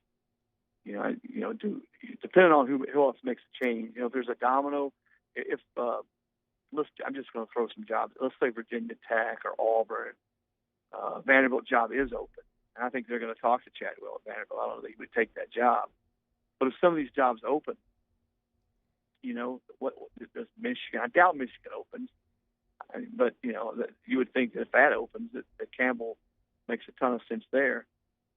So if one job opens, there's going to be some domino effect, and you know that guys like Jamie Chadwell and Matt Campbell are going to be at the top of the list. But I would hope at some point we would get to 8 teams. I think let's give it another year or two to sort of assess what a 14 playoff is like. I just would like to get, whether it's 6 or 8 or what have you, whether it is a chance for a Coastal Carolina or an Iowa State. Now, of course, Iowa State's in the Big 12, so they're going to have a much better chance than Coastal Carolina. But a few years ago, UCF, one of these Group of 5 teams, or you had BYU beating Coastal Carolina, BYU this year, to see what they could do on that stage. I mean, isn't that what? I know football and basketball are different, but isn't that what makes college basketball tournament so awesome? Is the first round or two when you get the Cinderella, you get a team from a mid-major goes up against a Big Ten team or an SEC team. I'd love to see that at the collegiate football level and see what happens. Hey, Lowe, before we get you out of here, and by the way, I do agree with everything you just said. I know you've done a couple articles on Shane Beamer, now the head coach at South Carolina. Obviously, he had ties to the school. He had been there before as an assistant. And this is a guy that doesn't have head coaching experience, but that doesn't surprise me considering the last hires that South Carolina has made has been guys who have been elsewhere, you know, in the SEC with Spurrier and with Muschamp. How do you think that, kind of fits with South Carolina? It seems like he has a lot of pride in the school being there before, and a lot of former players came out and backed him. Yeah, Jake, I think we're starting to see more guys who haven't been head coaches get shot, even in the SEC. I don't know that that's as big a deal anymore. You know, Shane's one of these guys. I don't know how many coaches are like this, but he's coached on offense, defense, and he's been a special teams coordinator. And I think that experience will give him an advantage at being a head coach and really managing a program. And, the best head coaches are great managers of players, the entire program, personalities, they can press the right buttons. And Shane's seen it on all the facets of the game. I think he'll be smart enough and savvy enough to surround himself with a good staff, experience, and go out and get the best OC he can get in particular. But no, I know Shane. I've known him for a long time. He loves that school. He loves his time there. And he was there during a period when South Carolina probably had the most success it's ever had in school history, and was a big part of recruiting those players. So I like the hire. It's a little bit different, but it's also not, there's no guarantees. I mean, he's going to have to prove that even though he has not been a head coach, that the curve to be a head coach for him will not be very steep. Chris Lowe, before we let you go, I got one more for you. We learned this morning of the passing of Ray Perkins, a former Alabama football coach, New York Giants football coach, among his many stops. And I don't know when Nick Saban's going to retire. I don't know who's going to replace him. But I would have recommended that whoever that was, their first call be to Ray Perkins, who was charged with replacing Bear Bryant. And I've got a quick story about him. When I was a high school student in 1985, I attended LSU Alabama in Tiger Stadium. Perkins played for what ended up being a 14-14 tie against LSU, and all I heard going out of the stadium from the Alabama fans, and they were screaming it, was Bear Bryant never would have played for a tie, you blankety blank. So I'm sure in your travels you've got a Ray Perkins story and the impossible job that he was tasked with to replace Bear Bryant. I don't have a specific story, but having been around that program a ton and just be old enough to be around the SEC a lot, You're exactly right. I mean, to go in behind Bear Bryant. Bear Bryant is not just a sports legend. He's an icon in the South and really all realms of certainly in football realms, but just in the South and what he did and just what he means to so many people. To go in behind him, first of all, have the courage, and the gumption to do that. There's not a lot of people who wanted to follow him, and he did. Perkins did. I think he talked to people who coached Ray and people who played under him. They always speak so highly of him, the kind of person he was and the way he treated people. You're right, though. I mean, it's going to be very comfortable when Saban decides to hang it up here in about 20 years. I guess he'll coach another. That's not funny. That is not funny, Chris. It's not funny at all. On a side, I talked to Nick last week and did a piece just on what it was like for him to watch the Iron Bowl from home. And I can promise you, in my conversation with him, I think that experience only reinforces that he may never retire. But imagine the poor soul that's got to go in behind Saban, especially in this day and age. When Ray went in, there was no internet, there was no social media, there was no daily talk shows. Now the guy that goes in behind Saban, the first game he loses, they're going to be ready to fire him. I can't wait. I can't wait. It's sort of like replacing Hester. The running back who had to come after Hester. That was really hard. And the first carry he got down in the goal line on the red zone, and he doesn't get it. Like Hester always got it. If it's fourth down, man, I know who I wanted to have the ball. Chris, we thank you for your time. We appreciate it. We'll talk to you soon. Appreciate it. See you, Lowe. You bet. See you guys. We'll take a break. We're brought to you by Richard's Honda, home of the warm and fuzzy feeling. Hanging with Hester and Hanny, 104.5 ESPN Baton Rouge. Hanging with Hester and Hanny. Probably the last thing you're thinking about right now is cutting grass. Hey, the temperature's cold. The grass is not growing real fast right now. But, springtime will be here before you know it. And if you're going to mow grass, you want to mow it with the best unit on the market from Skag. And right now, Skag at Gotro's Outdoor Power is offering you 60 months interest-free financing on all their residential and commercial equipments. And, Hess, I know, a lot of people don't realize that lawnmower models, they're kind of like they're like car models. The end of 2020, you want to move some of those models to get the 2021s in. There are deals to be made in both directions. You're exactly right. We always encourage you, go check out their showrooms in Baton Rouge, Airline and Industrialplex in Gonzales, Airline 74. You can always log on to the website, gotrosoutdoorpower.com, because when you're looking at these Skag power equipment, lawnmowers, you got commercial, you got residential. I mean, they got something for everybody. Remember, free delivery across the state of Louisiana as well. gotrosoutdoorpower.com. Gotros, we make it easy.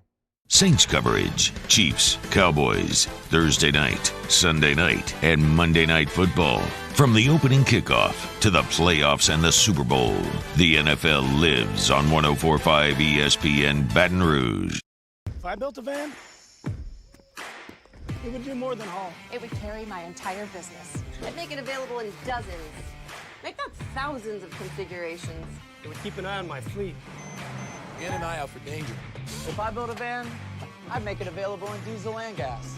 And I'd build it right here in South Carolina. Introducing the all-new Sprinter, starting at $33,790. Built in the USA. Mercedes-Benz. Vans. Born to run. You know someone who sets a good example for all of us to follow? Someone who shows leadership, selflessness, and service to their community without being asked? We think that's the definition of a good citizen, and so does Citizens Bank and Trust. If you know someone who exhibits all of these qualifications, nominate them for a Good Citizen Award, and they could receive $500 from Citizens Bank. And we'll recognize them here on the show. Get the details at citizensbankandtrust.com, and then nominate your good citizen. This isn't just another day. It's so much more. Kelly's life was put on hold when her auctioneer primary care doctor discovered a rare blood disorder. Her doctor connected her to an auctioneer care team of cancer, heart, and kidney specialists. With multiple primary care locations around Baton Rouge, same-day appointments, and online scheduling, we're relentless about keeping you healthy. Auctioneer Baton Rouge, innovating healthcare for Kelly. Gulf Coast Office Products is a nationally recognized Savin office equipment dealer based right here in Louisiana. Over 100 employees strong, Gulf Coast has the boots on the ground to support all vertical markets, from education, engineering, legal, and finance. With the latest in office technology, from desktop to production segment units, Gulf Coast and Savin have the perfect fit for you. Call 225-756-2644. That's 756-2644 for Gulf Coast office products. At All-Star Toyota, you get it all. If you're in the market for an all-new Toyota vehicle, come see our friendly and knowledgeable sales team at All-Star Toyota.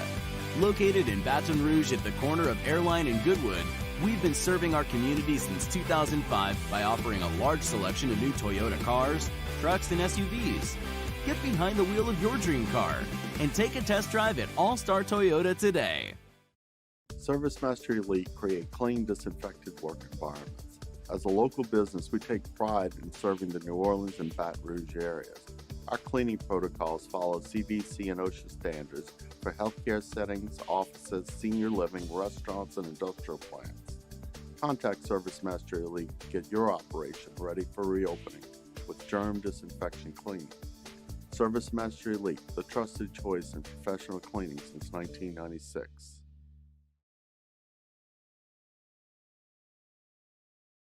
Hey, it's Matt Moscona inviting you to join us for a Wednesday Hump Day edition of AFR presented by Pluckers. We start to look to the weekend ahead in the SEC with Russ Mitchell, and it's a Whiskey Wednesday. Taylor Calandro joins us 3 to 6, 104.5 ESPN Baton Rouge.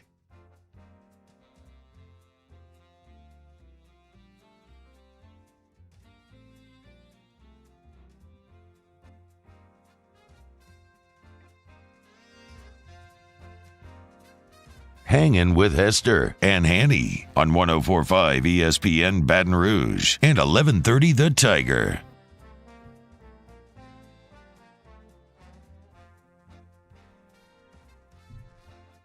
We're brought to you by Richards Honda, home of the warm and fuzzy feeling. Luke Johnson coming up with us at the bottom of the hour. You think Drew Brees is going to play this weekend? I always like to ask you questions before I ask the guest questions. No, it's fine. I wouldn't play him.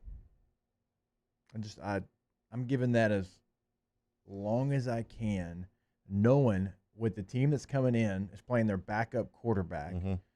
They're struggling. You're surging. Your defense is going to feast on Jalen Hurts in that offense. I'm giving him as much time as I can because getting the number one seed is important. I do understand that. Like every year it's important. Maybe not as much this year as normal because of home field advantage and what it's not going to be. But still, I mean, getting that number one seed this year and, there not being really any value to having the number two seed, I still want Drew as healthy as possible for the stretch run. They didn't do that a year ago, though. If you remember, they were going into, and I agree with you. I would do exactly what you're saying. I would have done that a year ago. Remember, they lost the game to the Rams, and he hurt the thumb. Yeah. And they said it's going to be 4 to 6 weeks. And 6 weeks got you to the bye. And they had won the first 5 games. And they had Arizona, who had a 500 record, was no great shakes, coming to the Superdome. And then they had a bye week the next week. So the idea was it's been 5 weeks. The thumb is healed pretty good, but if you give him 1 more week, you actually give him 2 more weeks. Yeah. And Bridgewater was playing great at the time. You know what they did? They played Drew Brees. Right. And he threw for 375 yards in a game. I'm just saying, right. I think the way you think, they don't think like that. Yeah, and, I'm trying to, think of all the factors. It's probably going to be cold in Philly. Mm-hmm. How much of that plays into, his ribs and I don't know. I mean, I'm trying to think of every factor that can come into play here. You come back and you play the Chiefs at home, so a better environment. Do you want him to knock some of the rust off before you face the Chiefs? Probably. But you can go up there and you can win that game with Taysom Hill as your quarterback, and it gives Drew more time. It gives him 6 more days to be able to heal up. They don't think like that. Don't you think they would have beaten Arizona last year with Teddy Bridgewater? Yeah. And then they had a bye week, and then they had the Falcons coming in, right? Which a division opponent. Falcons weren't very good, but division opponent. Take 2 more weeks, Drew. Yeah. Nope, they don't think like that. But doesn't Sean speak different about Taysom Hill than he did Teddy Bridgewater? Yes, He does, but it's got a lot of similarities to it. They have won 3 games with Taysom Hill as a quarterback. If they go to Philadelphia this weekend and Taysom Hill plays quarterback, I believe they will win. Mm-hmm. But I don't believe that the Saints feel that way. I believe the Saints feel like that if Drew Brees can get back on the field, he's going to play. We're not going to hold him. Doesn't matter who we're playing. Doesn't matter where. Doesn't matter how good the guy behind him has played. If he can play, he's going to play. Now, I don't know if he can play. But if it's one of those deals where, yeah, Sean, he could play, but why don't you hold him another week? Mm-hmm. I don't think they think like that.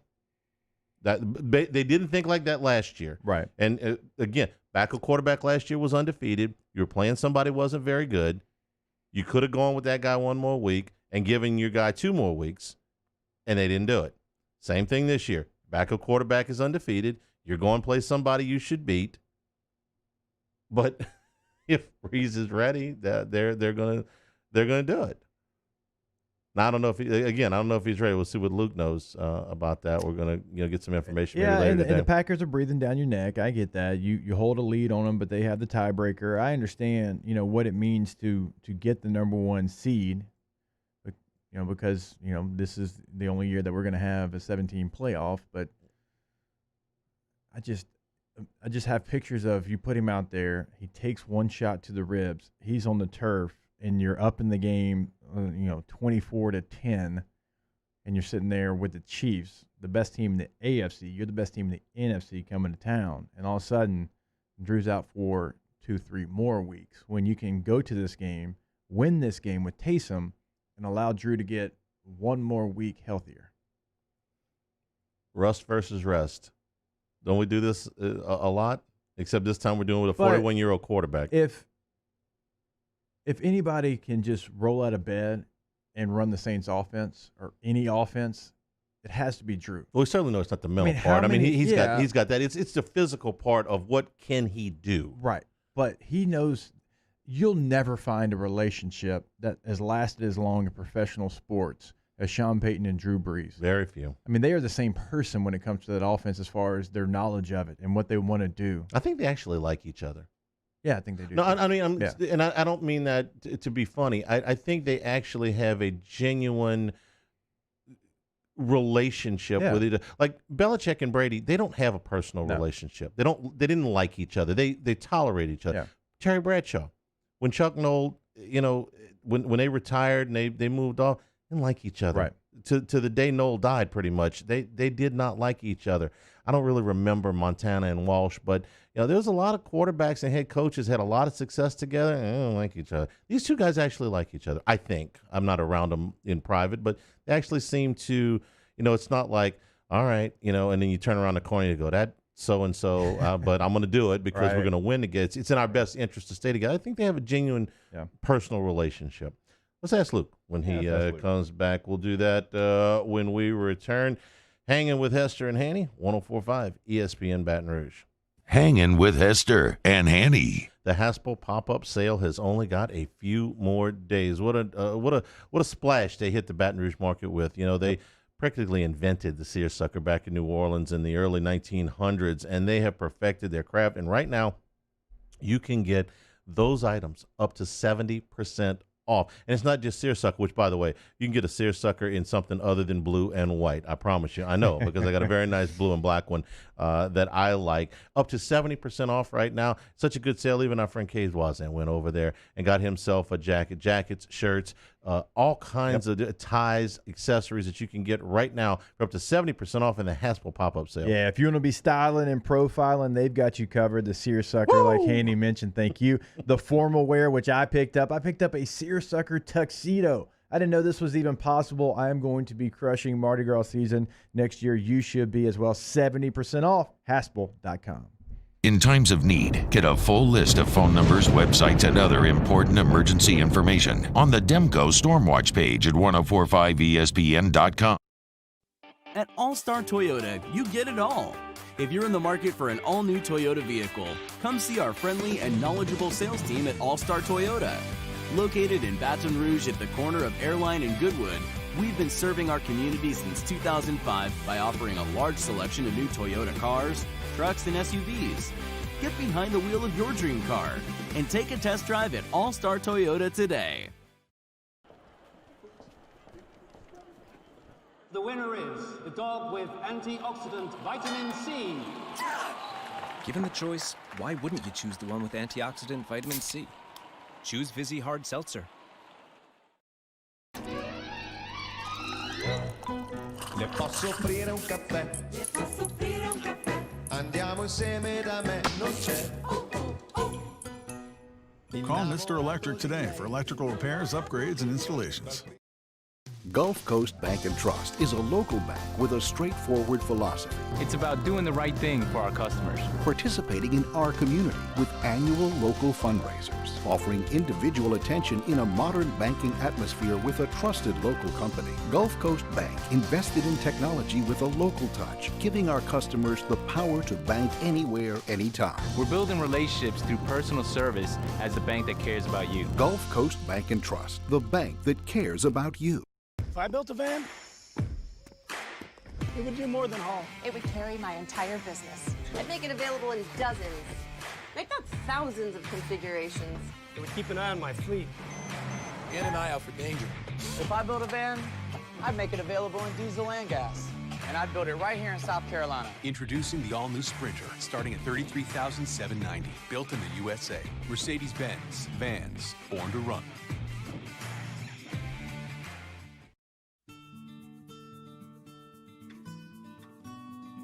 This is a house call. This is a follow-up appointment.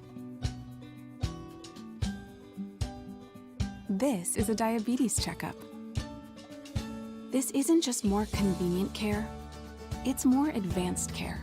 This is innovating healthcare at Louisiana's #1 hospital, Ochsner. To all of our heroes working on the front lines of this COVID-19 pandemic, your bravery and selflessness represent the very best of us, and we want to say thank you. I'm asking everyone around the state to join me in celebrating the heroism of our healthcare professionals on the 19th of every month at 1900 hours, that's 7 p.m. Write a note of appreciation, make plans to donate to charitable organizations, or say a prayer. To learn more, visit 19thanks.org. Thank you, and God bless. Join us for a Wednesday edition of Jimmy Ott's Game Time, live from Snow Seafood and Steak in Gonzales. Jimmy gives his take on all the news surrounding LSU football and breaks down the latest lines. Tune in from 6 to 8 on 104.5 ESPN Baton Rouge.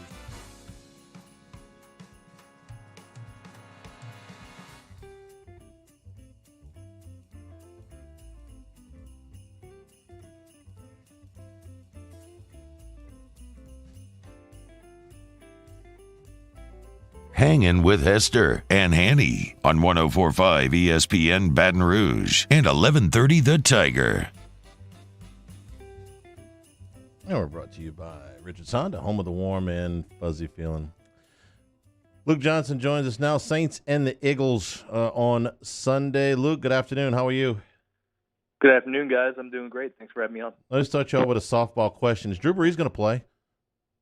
I don't think so. He's obviously eligible to come off the injured reserve this week. Ian Rappaport had a report this morning. He's not expected to practice today, and they might try to kind of ease him back in later in the week. But this is kind of a game that you wouldn't necessarily just logically thinking this is the time to bring him back. The Eagles have a really good interior pass rush. It's going to be cold. This is just if I was coming back from like 11 broken ribs, I would not want to be sacked in Lincoln Financial Field when it's like 40 degrees outside. So I would kind of anticipate that next week is the target, but we'll see as this week kind of drags on. If he doesn't play, do you expect him to go? He didn't go to Denver. He did go to Atlanta. If it's whatever degrees and inclement weather, are they even going to bring him? No, I'd expect him to be there if he's not playing still. Just because that's kind of who Drew is, I think. Even though it's cold, he's not going to be, like messing around and getting hit or anything. I think he'll be okay to stand there with the jacket on. So just, once the NFL loosened some of these COVID travel rules, I just kind of figured that's Drew taking advantage of that opportunity. Luke, what do you think Taysom's role will be when Drew does come back? Does it just go back to the same amount of snaps, the same game plan, running down there on kickoff, being the personal protector on punt? I mean, is it just let's go back to what we were doing, or will they be more cautious with Taysom, considering Drew is coming off a collapsed lung and 11 broken ribs? It's a really interesting question because I think they're going to put him back into the type of role he was playing before. I still think we'll see him on special teams. I still think we'll see him play tight end, receiver, that sort of thing. The thing that's really interesting, though, to me is now that he has this experience playing quarterback, can you do a little bit more when he's in there? And do you feel a little bit more comfortable doing a little bit more when he's in there? And how do teams defend it? Maybe he checks in and he's not just a situational runner, and you have the more of a threat to pass. I think that whole thing, whenever Drew comes back, is going to be really interesting to see how they handle it, because I don't think at this point you can just treat Taysom like a situational guy where he's going to come in and run the quarterback power or the read option or something. I think there's a lot more threat with him now, just because you've seen what he can do as a passer. Luke Johnson from the New Orleans Advocate is our guest. Luke, Jalen Hurts has been announced as a starter. I was a little surprised that Doug Peterson tipped his hand before he had to. But how does this change the Saints' preparation for Philadelphia on offense? Well, Philadelphia already had a mobile quarterback in Carson Wentz. I think he moves around a lot better than a lot of NFL quarterbacks, but Jalen Hurts is a completely different type. Obviously the guy ran for almost 1,300 yards last year with Oklahoma. He's kind of like the Taysom Hill sort of element to the Eagles offense. And the Saints haven't really faced that this year. They face a lot of kind of statuesque pocket passers. And I think there's a potential there for that to kind of put some stress on the defense that the Saints haven't really seen this year. So that's going to be the big point of emphasis this week is preparing for the designed runs and making sure guys are staying disciplined if a play breaks down, and Jalen Hurts has the ability to scramble because he can really hurt you there.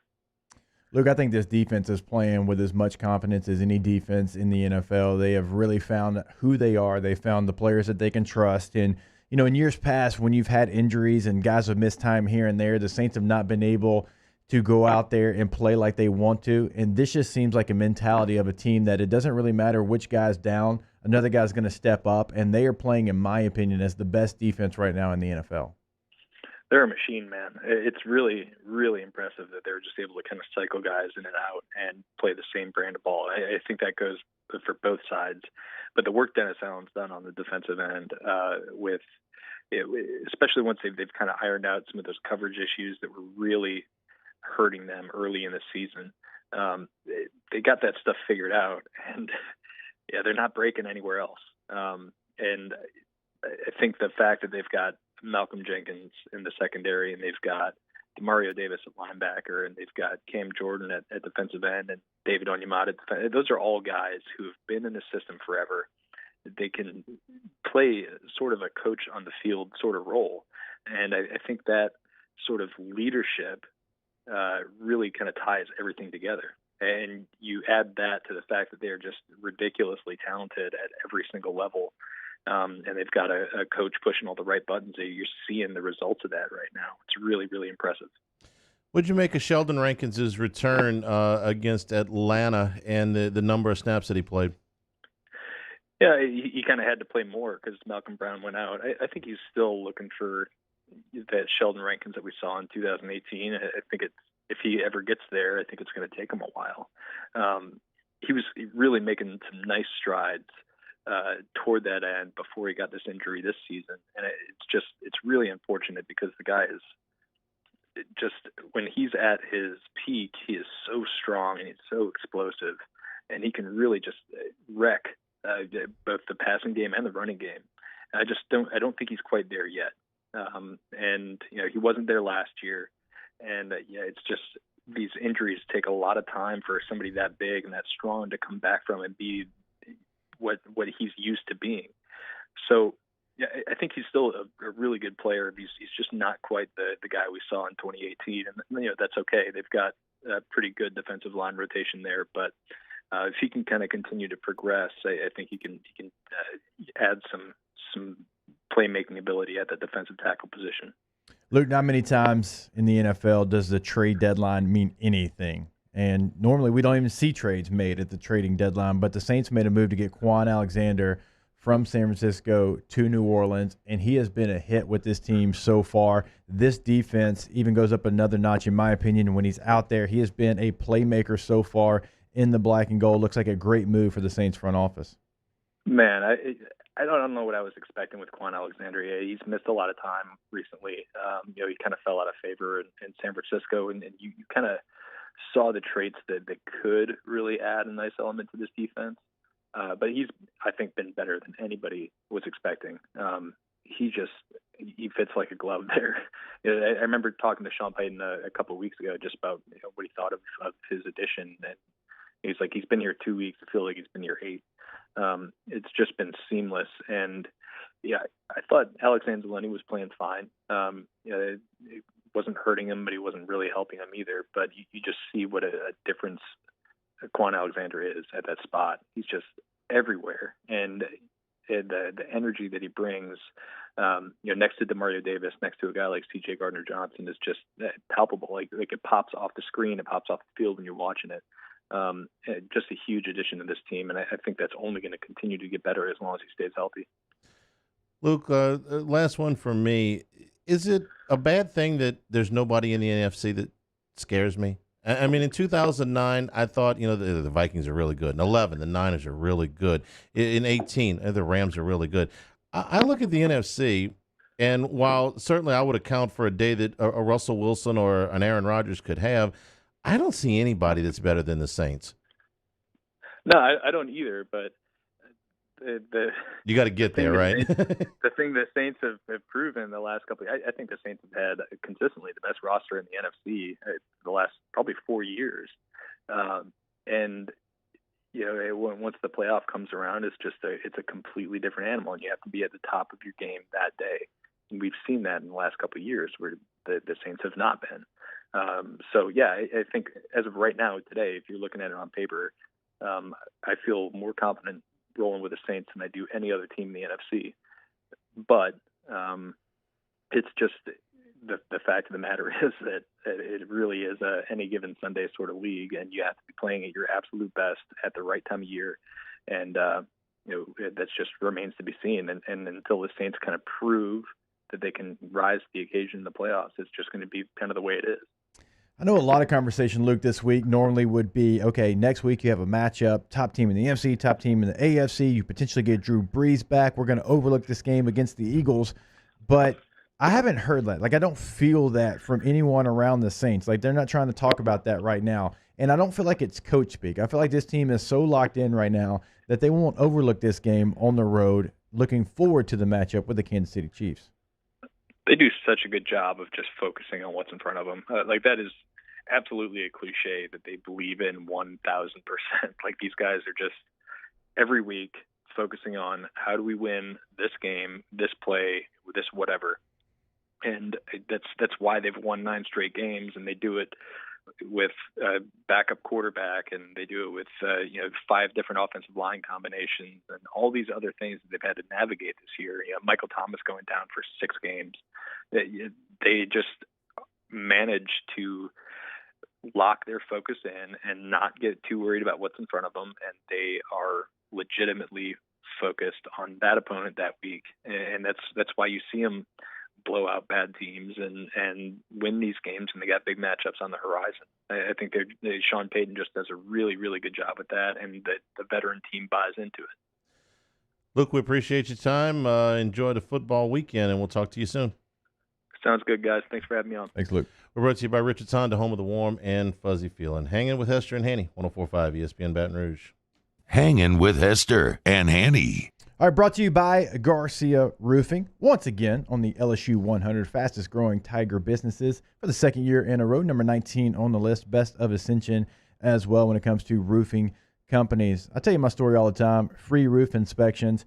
they don't just throw a number out there, right? No, they give you an itemized list of exactly what you need. They give you the reason why you need it, and they back it up with photos of where you're going wrong with your roof, what's taking place, why you need what they're selling over at Garcia, and you're going to get all that work with the Garcia guarantee. It is can't miss when you work with Garcia Roofing, Hanny. You know, you get some beautiful custom fabrications as well as your roofing. You know, things like copper awnings, iron scroll work, and other accents, chimney caps that just dress the whole job up. Start it today with your trusted home improvement experts in Baton Rouge, New Orleans, Lafayette, and on the North Shore. Call 756-3100 or online. Contact them at GarciaDidMyRoof.com. Off the Bench, Hanging with Hester and Hanny, after further review and more, are all live daily on the 104.5 ESPN Baton Rouge YouTube channel. Subscribe now to interact with us inside the live chat driven by Bayou Ford. T-Bob Hebert here with breaking news. Front to Back Boat Services is the shop to upgrade your boat tech this fall. With not one but two NMEA certified techs, who better to install your Panoptic sonar, your HD displays. You want to see the fish under the water before you even cast? They have that. Trolling motor you could control with your iPhone? They have that. So what are you waiting for? Get into Front to Back Boat Services right now. Upgrade your boat tech. Make your boating dreams come true.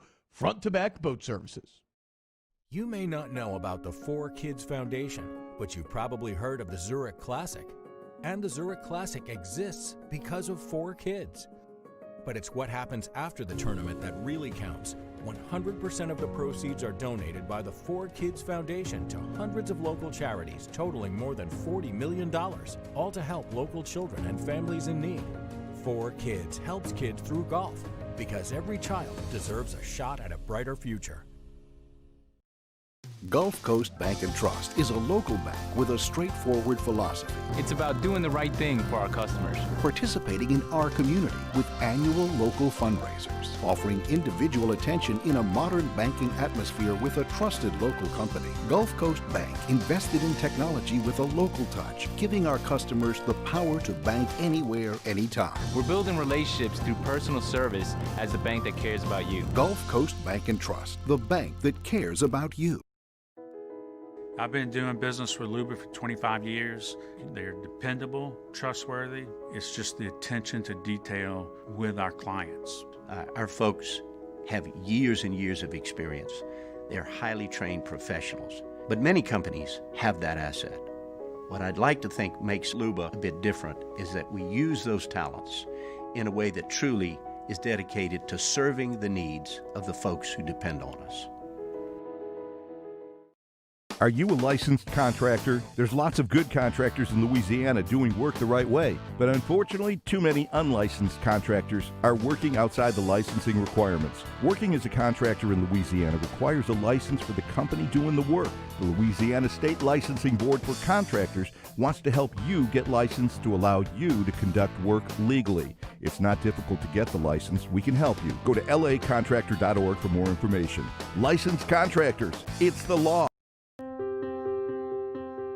This isn't just another day. It's so much more. Kelly's life was put on hold when her auctioneer primary care doctor discovered a rare blood disorder. Her doctor connected her to an auctioneer care team of cancer, heart, and kidney specialists. With multiple primary care locations around Baton Rouge, same-day appointments, and online scheduling, we're relentless about keeping you healthy. Auctioneer Baton Rouge, innovating healthcare. Coming up on Thursday's OTB, Executive Chef Michael Johnson answers all your Munchies questions. Barstool's Ben Mintz gives you 6 more money-making winners. Jalen Hurts versus the Saints D. Can the Tigers pull off the upset in Florida? Off the Bench, 104.5 ESPN.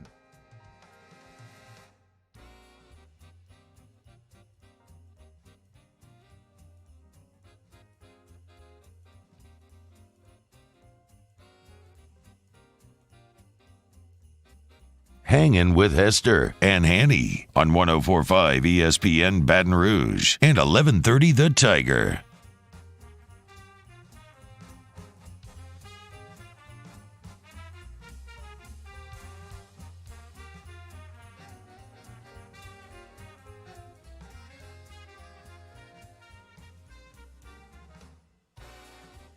Hanging with Hester and Hanny. What you gonna sit down? You're I'm standing up, Hanny. You know, I've been sitting down for almost 6 hours. You're cold, today. aren't you? Well, yes, I am a little cold, but you know, when I have the double duty, it's like you sit down for 6 hours, try to stand up a little bit. Just did a couple of lunges in the hallway, little push-ups. You gotta get the blood moving. Yeah, you do. Because you will freeze in him. Hey, you want to come clean about the hat? I get a lot of questions about the hat in the Bayou Ford chat. Yeah, I get questions about this hat every time that I wear it, which is a lot. So for those listening on the radio, this is a regular white hat, baseball cap with a state of Louisiana that is all purple, and at the bottom of the state of Louisiana, in the what you would call the heel to the toe of the boot, is a gold LSU. It's a pretty simple hat, but it's very sharp. And all right, and every day that you wear this hat, I get somebody, where can I get that hat? And the answer is, you can't. As far as I know, I got it from the team facility, I think last year at some point. I don't think they made it for sale. They need to, because if they did, obviously, with the questions we get, it would be a moneymaker, and why not? I mean, I love all things boot related. Like when it has the boot on there, sign me up for that. But maybe, I don't have the licensing deal, but.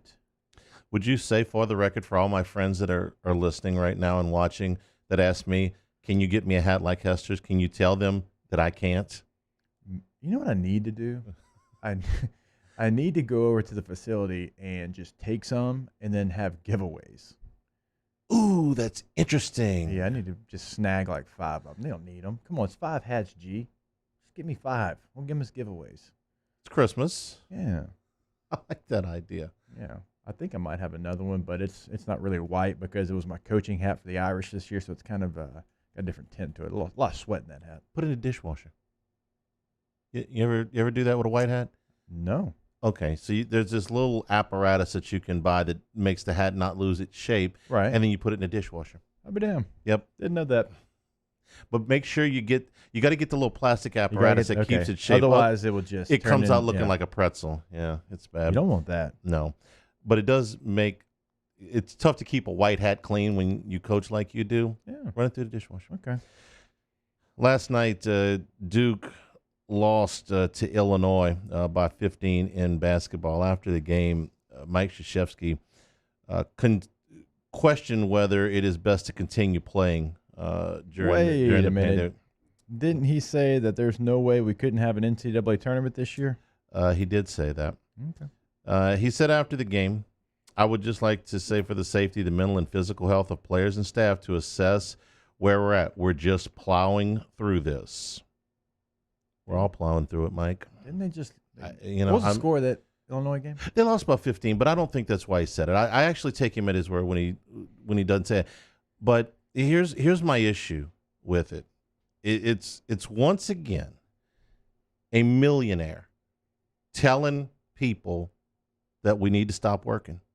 You know what? Because Krzyzewski made $7.5 million last year. He can go home and not work for as long as it takes. Right. But the guy that runs the camera for ESPN, just trying to hammer out a living, the guy, the 25-year-old in the sports information department that's just trying to hammer out a living, the ones that get cut first, the guy that loads the truck, yeah, the guy that runs the restaurant across the street from Cameron Indoor or down the street from Cameron Indoor, the bus boy, the dishwasher, the guy that delivers the fish, right. I mean, it drives me absolutely crazy, the millionaires and the politicians that just say, you just got to stop. You just got to stop. Like, people have an option to stop working, and because all the bills stop, right?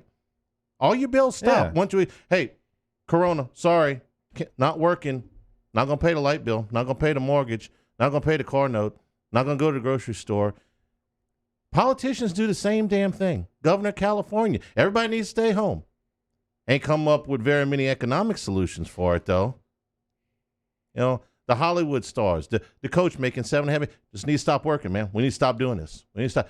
For everybody's safety, we need to go home. Well, guess what? Everybody else ain't got $7.5 million. The guy that delivers the fish, guy that sweeps the floor. Duke had in October 75 cuts in their academic portion, due to this. Every time you quit trying to get to a yes, you just send more people home. You just run more people broke. You just add to the depression. You add to their anxiety. You add to their real problems. It's a real problem when you lose your job and you can't pay your bills. That's real. I know COVID's real, but they're working through this. Every time one of these guys that's got nothing to lose tells everybody else to go home and stop working and stop doing and just wait till the end, send me a check. I'll go home. I'll put the blanket over my head and hide under the bed. I'll send somebody else to pay my bills. You got somebody else wants to pay my bills, pay their bills? Go right ahead. Just go home. We just need to stop. We just need to stop. Most people don't have a choice to stop, man. They don't. Every one of these press conferences I hear about response to COVID that does not have some kind of relief for the people that can't work and can't do and are forced to stay home, then you lose me right there. We just have to. Okay. And then you look at a relief bill in Congress that can't get through for 6 months. They'll be very quick to tell you, go home. They ain't going to tell you who's going to pay your bills because their salaries don't stop. Their benefits don't stop. Their quality of life don't stop. Everybody else's does. Krzyzewski can go home. See you in 6 months. See you next year. Don't cost him nothing. Costs all the little minions underneath. Costs him plenty. Go off, King. Anyway. Listen to him.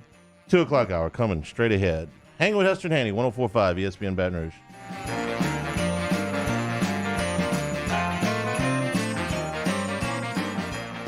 Hangin' with Hester and Hanny.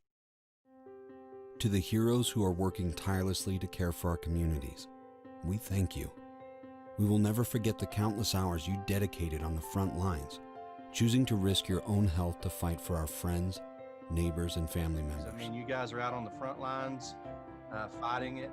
We are grateful for your heroic acts and unwavering spirit. Together, we are overcoming this adversity and make our state healthier and more vibrant again. Auctioner Health.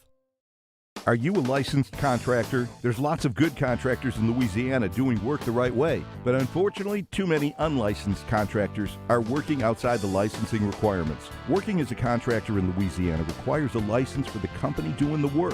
The Louisiana State Licensing Board for Contractors wants to help you get licensed to allow you to conduct work legally. It's not difficult to get the license. We can help you. Go to lacontractor.org for more information. Licensed contractors, it's the law. At All-Star Toyota, you get it all. If you're in the market for an all-new Toyota vehicle, come see our friendly and knowledgeable sales team at All-Star Toyota. Located in Baton Rouge at the corner of Airline and Goodwood, we've been serving our community since 2005 by offering a large selection of new Toyota cars, trucks, and SUVs. Get behind the wheel of your dream car and take a test drive at All-Star Toyota today. Gulf Coast Bank and Trust is a local bank with a straightforward philosophy. It's about doing the right thing for our customers. Participating in our community with annual local fundraisers. Offering individual attention in a modern banking atmosphere with a trusted local company. Gulf Coast Bank invested in technology with a local touch, giving our customers the power to bank anywhere, anytime. We're building relationships through personal service as the bank that cares about you. Gulf Coast Bank and Trust, the bank that cares about you.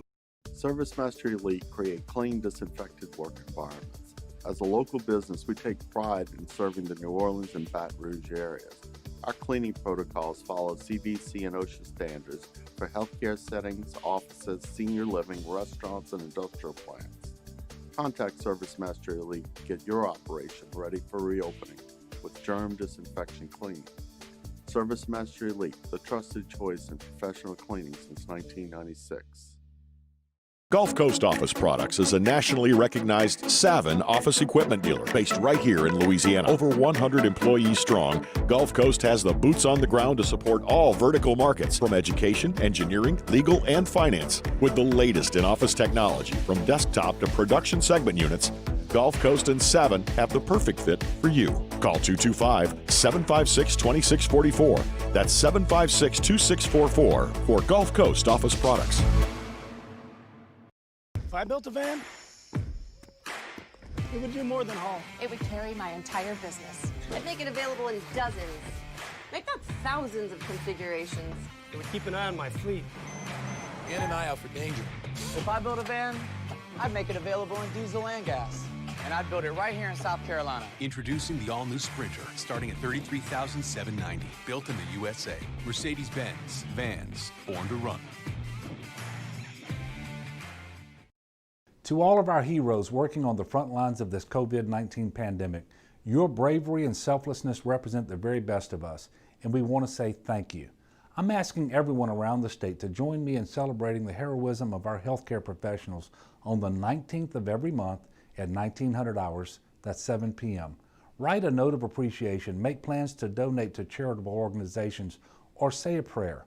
To learn more, visit 19thanks.org. Thank you, and God bless.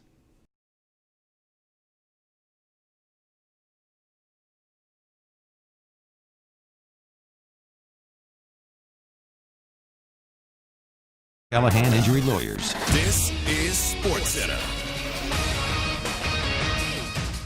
I'm Christine Lisi. Breaking news: Saturday's Indiana-Purdue game canceled due to rising COVID-19 numbers at both schools. Changing the 6-game requirement for the Big Ten championship game, the main topic that conference athletic directors are discussing today. The requirement currently leaving unbeaten number 4 OSU short of eligibility after Saturday's game against Michigan was canceled. Changing the 6-game rule is the only option for the Big Ten and Ohio State, in the opinion of ESPN's Mel Kiper Jr. The eye test after 2 or 3 games tells you enough about Ohio State and the fact that they are deserving to play in that championship game for the Big Ten title. And certainly even if they wouldn't have played there, the college playoff situation would have looked differently at them than that would have been. So they would have been in the college playoff potentially, but not in the Big Ten championship. That would have looked ridiculous. Mel Kiper Jr. on Greeny with Mike Greenberg. Giants optimistic quarterback Daniel Jones will return from a hamstring injury and play this week against the Cardinals. Coach Joe Judge hoping to make a final decision by Friday on Jones. Steelers running back James Conner will return from the COVID-19 list on Sunday night against the Bills. Coming up on Thursday, will Deshaun Watson remind the Chicago Bears this weekend what they missed out on by drafting Mitch Trubisky instead? Keyshawn, J. Will, and Zubin, Thursday, 6 Eastern on ESPN Radio.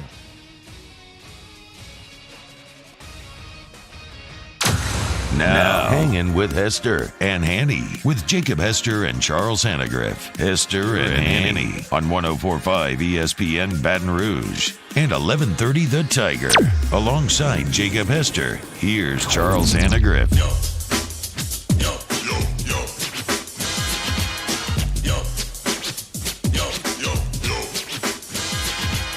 Hour number 3, Hanging with Hester and Hanny, 104.5 ESPN Baton Rouge. Cade Wazan in the audio producer seat. Paul O'Neill in the video producer seat. Our engineer, Rick Cantu, is in the studio not to turn the heater on, so we bundled up some more during the thing. Merry Christmas, Rick. He said it does feel a little cooler over here. Yeah. Rick's my guy, like my guy. I love Rick. But I'm going to make Rick sit in here for 3 hours. Rick's fantastic. If you're listening with us up in Shreveport, thank you. If you're watching on CST or on YouTube, we appreciate you being with us. Dr. Etheridge will be with us here in about 15 minutes, and we'll get the latest as college football tries to get to the finish line. You know, one of the things that it's difficult to talk about a little bit, but it's very real, and we struggle with it, is the mental health issues that the players, coaches, and everybody has to go through right now. I think it's a tougher thing to manage because it's unique to every person and what exactly the issues are they're dealing with. And so I think it becomes challenging for coaches to try to manage that part of it. This was Ed Ogeron earlier today about handling that part of it. You know, we have a great mental health program led by Shelley, Jack, and Mickey. We have counselors available. We're constantly watching our guys for any signs of mental health, depression, whatever they may go through, especially if a guy, you know, may one day is a happy guy and the next day he's sad and he just keeps on coming. You know, we check him out, make sure they're all right, just like we do our kids. So I think our guys do a pretty good job of it. And I'm not suggesting that this issue is unique to LSU. I think everybody's had to deal with it. Taking the social aspect away from a young person is probably, I'm guessing here, I spent 0 time in, psychiatry school, but taking the social aspects away from a young person like that is probably more traumatic than taking it away from somebody that is of middle age. I think young people, very young people Right. and very old people deal with, not having that social interaction maybe more than somebody that is middle aged. That is totally my opinion. I have nothing to back that up, but those tend to be the real target groups. I'm not qualified to talk on this. I told you neither one of us are. Not even when I was in school. I mean, I wasn't the guy that was real interested in going. I was at LSU to get my degree, to play football here, and to get to the NFL. Right. That was my goal. Now, and two, I've been with my wife since high school, right? So I wasn't interested in a lot of things that other guys were interested in at the time, okay? So I understand that, but you don't really have a lot of time to have a social life anyways when you're playing any sport in college. That's not just football. I mean, that's any But what sport. if they took it all away, Jake? I mean, I realize you got very little, but what if they took it all away? What if they sent all of your friends home, except for the football guys, and you got football home every day for 7 months? Wouldn't it pile up on you at some point? I'm asking the wrong person. Yeah, you are. I'll admit it. You're asking the wrong person. Yeah, okay. And I'm not saying that my way is the best way. My way is the boring way. I get that. Right. I don't know what they're going through. I have no idea what they're going through. There's a lot of sports on this campus, every campus that's going through the same. It's not unique to football. I mean, I had a conversation. I saw Will Wade on Saturday. Will kept his distance and put his mask on during this whole conversation. I mean, Will's going through the protocols. He realizes that I know they had an issue pop up as well, but their players are going through this, and there's players working out on the court by themselves. They all had masks on throughout the entire workout. And I can't imagine trying to play basketball with a mask on. I mean, so every sport right now is kind of going through the same situation. It's tough, but I don't pretend to know what it's like to go through it right now, and it wouldn't affect me. It wouldn't have really changed anything that I did, but I know that's not the norm. Let me try again. You have been in a committed relationship with the same woman since high school. Mm-hmm. You dated her in high school, you dated her in college, you married her. Okay? You have a beautiful family. Imagine if they took her away for 6 months and all you did was football and you never got to see her. Yeah, that'd be tough for sure. Okay. I'm not, I did that. When I lived, so my second year in Denver, Katie was pregnant, and she stayed at our house in Shreveport because she was pregnant and she had her doctor, and that's the way, she was not going to travel back and forth. And from February until the end of April, I traveled every weekend back from Denver to Shreveport every single weekend. Imagine if you couldn't have. Yeah. Okay. Imagine if you couldn't see her for 6 or 7 months, or even if you were in college. At one point in college, Hanny, they're not locked up in cages, though. I mean, they can see their girlfriend if they want to. Well, some of them, but a lot of them, the girlfriend went home. The girlfriend went home because the semester is over, been over for a month. The girlfriend didn't get here until September because it was virtual learning. Maybe the girlfriend's taken classes online and didn't come back. And what about the ones that don't have a girlfriend, want to go out and meet a girlfriend? Bars ain't open, library ain't open, classes are online. You're in the Zoom room, okay? Chili's has a hell of a bar. They can't go. That's what I'm saying. They can't go. That virtual Zoom room. The virtual Zoom room ain't real good for personal relationships, one-on-one. And so this is something else that coaches have to deal with that, man, you just don't have to deal with. And if you were, separated from somebody you loved for that long, it would start to weigh on you. That I know. I mean, how much it weighs on any individual person, I think it's unique to every person. Coach O was asked about this year being more challenging mentally. I think so. I think our honestly, it's affected a lot of people. I know I'm 59 years old, and it affected me, and I got to be mentally tough. You know what I'm saying? So if it affects a 59-year-old who's been through a lot of stuff, I'm sure it affects 18 to 22-year-olds. But it's just like the rest of America. I mean, people have been challenged. Businesses have been challenged. Everybody's been challenged. Other teams have been challenged. We just got to go through it. And some have handled it better than others. There's no question. I'm not 59, I'm 49, but I've had my good days and bad days. Some days you've been able to tell on the air. I didn't really plan on it going that way, but sometimes it does. It's another thing that football coaches have to deal with that has nothing to do with coaching football, and everybody's got to deal with it. One more, they asked him if he had named a starting quarterback. Today's Wednesday. Today's a big third down day, Glenn. Both of those quarterbacks had a good day yesterday, but it's only Wednesday, and we usually decide that stuff on Friday. So no, Glenn. I did not get. I'm guessing that was Glenn Guilbeau. It's a good question. You named a starting quarterback yet? Nope. Yeah. You want to guess on Wednesday before they go to practice? Max Johnson. That's my guess too. But that was my guess last week too. I was about to say missed that time. And I do want to reiterate, I have not been displeased with what TJ Finley has done.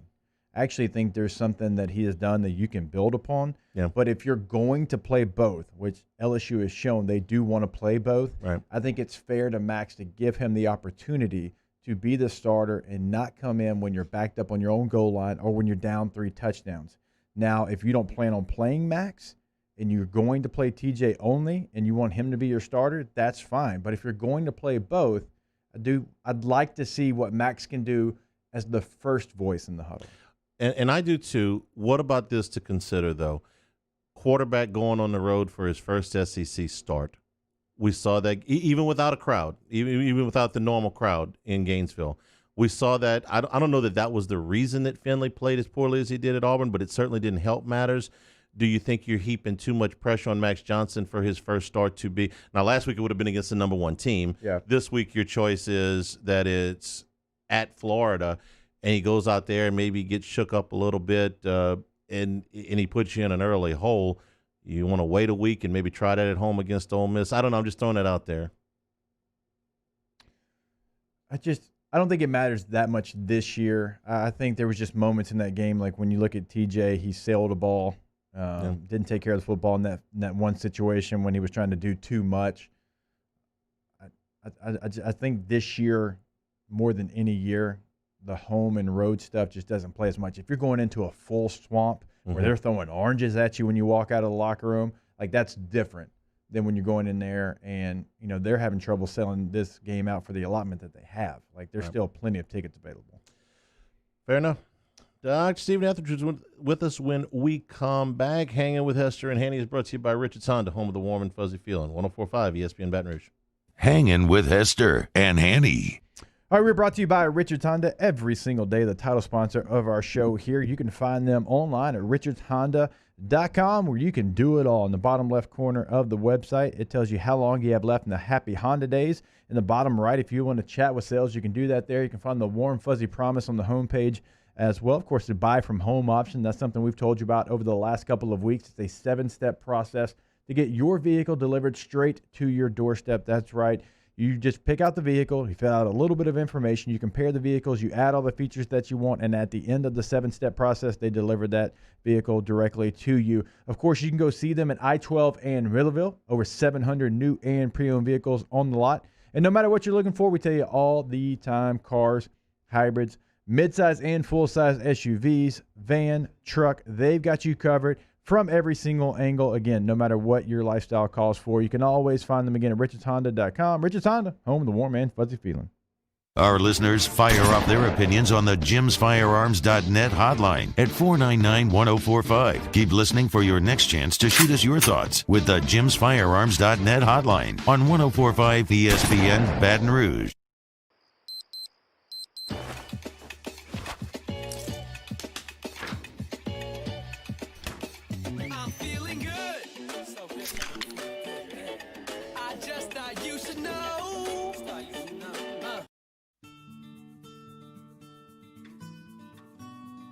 This is a house call. This is a follow-up appointment. This is a diabetes checkup. This isn't just more convenient care, it's more advanced care. This is innovating healthcare at Louisiana's #1 hospital, Ochsner. You may not know about the 4Kids Foundation, but you've probably heard of the Zurich Classic. And the Zurich Classic exists because of 4Kids. But it's what happens after the tournament that really counts. 100% of the proceeds are donated by the 4Kids Foundation to hundreds of local charities, totaling more than $40 million, all to help local children and families in need. 4Kids helps kids through golf, because every child deserves a shot at a brighter future. At All-Star Toyota, you get it all. If you're in the market for an all-new Toyota vehicle, come see our friendly and knowledgeable sales team at All-Star Toyota. Located in Baton Rouge at the corner of Airline and Goodwood, we've been serving our community since 2005 by offering a large selection of new Toyota cars, trucks, and SUVs. Get behind the wheel of your dream car and take a test drive at All-Star Toyota today. T-Bob Hebert here with breaking news. Front to Back Boat Services is the shop to upgrade your boat tech this fall. With not one but two NMEA certified techs, who better to install your Panoptic sonar, your HD displays. You want to see the fish under the water before you even cast? They have that. Trolling motor you could control with your iPhone? They have that. So what are you waiting for? Get into Front to Back Boat Services right now. Upgrade your boat tech. Make your boating dreams come true. Front to Back Boat Services. Hey, T-Bob, sports wouldn't be the same without the die-hard fans, so we're highlighting the fans that do it the most. Every week, 104.5 ESPN Baton Rouge brings you the Citizens Bank Fan of the Week. Check it out, 1045ESPN.com. It's the Citizens Bank Fan of the Week. If I built a van, it would do more than haul. It would carry my entire business. I'd make it available in dozens. Make that thousands of configurations. It would keep an eye on my fleet. And an eye out for danger. If I built a van, I'd make it available in diesel and gas. And I'd build it right here in South Carolina. Introducing the all-new Sprinter, starting at $33,790. Built in the USA. Mercedes-Benz. Vans. Born to run.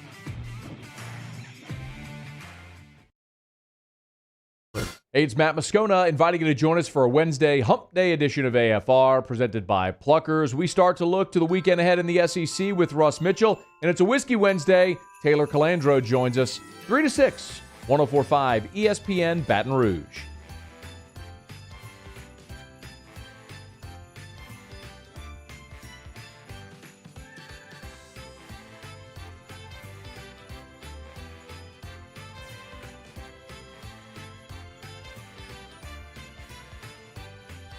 Hangin with Hester and Hanny on 104.5 ESPN Baton Rouge and 1130 The Tiger.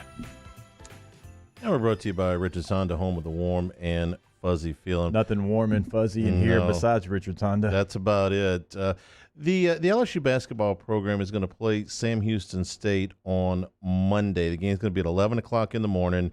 There's going to be no fans admitted to the arena. And this replaces a game that they would have played with South Florida in an event in Atlanta that was scheduled for Saturday. Now, that game was canceled because of contact tracing involving the LSU program. Dr. Stephen Etheridge is with us.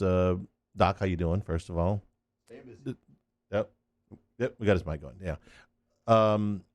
I started out with this because this is something involving university policy, that contact tracing that would have kept LSU out of a game on Saturday is going to be relaxed by Monday. Now, this is between the new CDC requirements and the old ones. So does this mean that LSU has adopted the new contact tracing protocols by the CDC? Yeah, we're moving forward with that, and I think this is something that we've been talking about for a while that we wanted to see, that we thought was the right way to go, and we talked about how the policy officially changed, and now we had to wait for the state to document it, or to implement it, I should say. And that's the way every school is. You know, if you're in, Florida and the governor hadn't signed off and they haven't gone forward with their Department of Health, then we can't move forward. So we had to wait on them. They passed it earlier this week, so we can now officially adopt it into our policies. So hang on, Hester. give me the old ones and the new ones, just for people that aren't familiar with the contact tracing policies. So this is strictly for people who have contact, not those who are sick. So normally in the event that let's just say I'm considered a close contact and you tested positive, previously it was 14 days. That was a hard 14. There was no way to get out of it unless you could prove that your original contact, so in the case of your scenario, if you were the contact, was a false positive, which is really hard to do in a 2-week span anyway. So most times you just roll that 14 days. Now what they're saying is after 10 days, if you're asymptomatic, you can get out of quarantine. And after 7 days, if you are both asymptomatic and have a negative test yourself. So if I'm a contact of yours, 7 days later, if I still have no symptoms, we can test me. If my test is negative, then I can come out. So cut it in half. Basically. How often do y'all have meetings about maybe, if a protocol changes or if they update a protocol? Is this a daily? Is it 3 times a week? Is there always kind of something where you've got to get everybody together and, it's ever-changing, ever-evolving protocols? Early on, we tried to set, hey, this time, this day, this is the 2020 year. It's pretty much come every day. There's at least a discussion. And then when something big happens, we've already had talks about it. We knew this was coming. We knew it was going to happen. We weren't sure when the CDC was going to finally pull the trigger. And as soon as they did, we immediately reach out to our contacts at LDH. We immediately reach out to each other. So it's literally, I think, every day there's something that comes up. So while we try to have the occasional formal meeting, it's pretty much gone to quick Zoom calls and group chats and all that type of stuff, with a few of us that are, on those lists. By now, you have so many meetings and so many protocols that you've talked about. Y'all have got such a good grasp on what's going on that it's almost like if y'all are meeting, it has to be something like you're talking about with the CDC probably changing, and that's obviously something that y'all want to stay on top of. Yeah, it's obviously any government protocols, because that's what we have to follow. Right. And then every now and then there's a new test that comes out. For example, we're using we use the PCR test predominantly.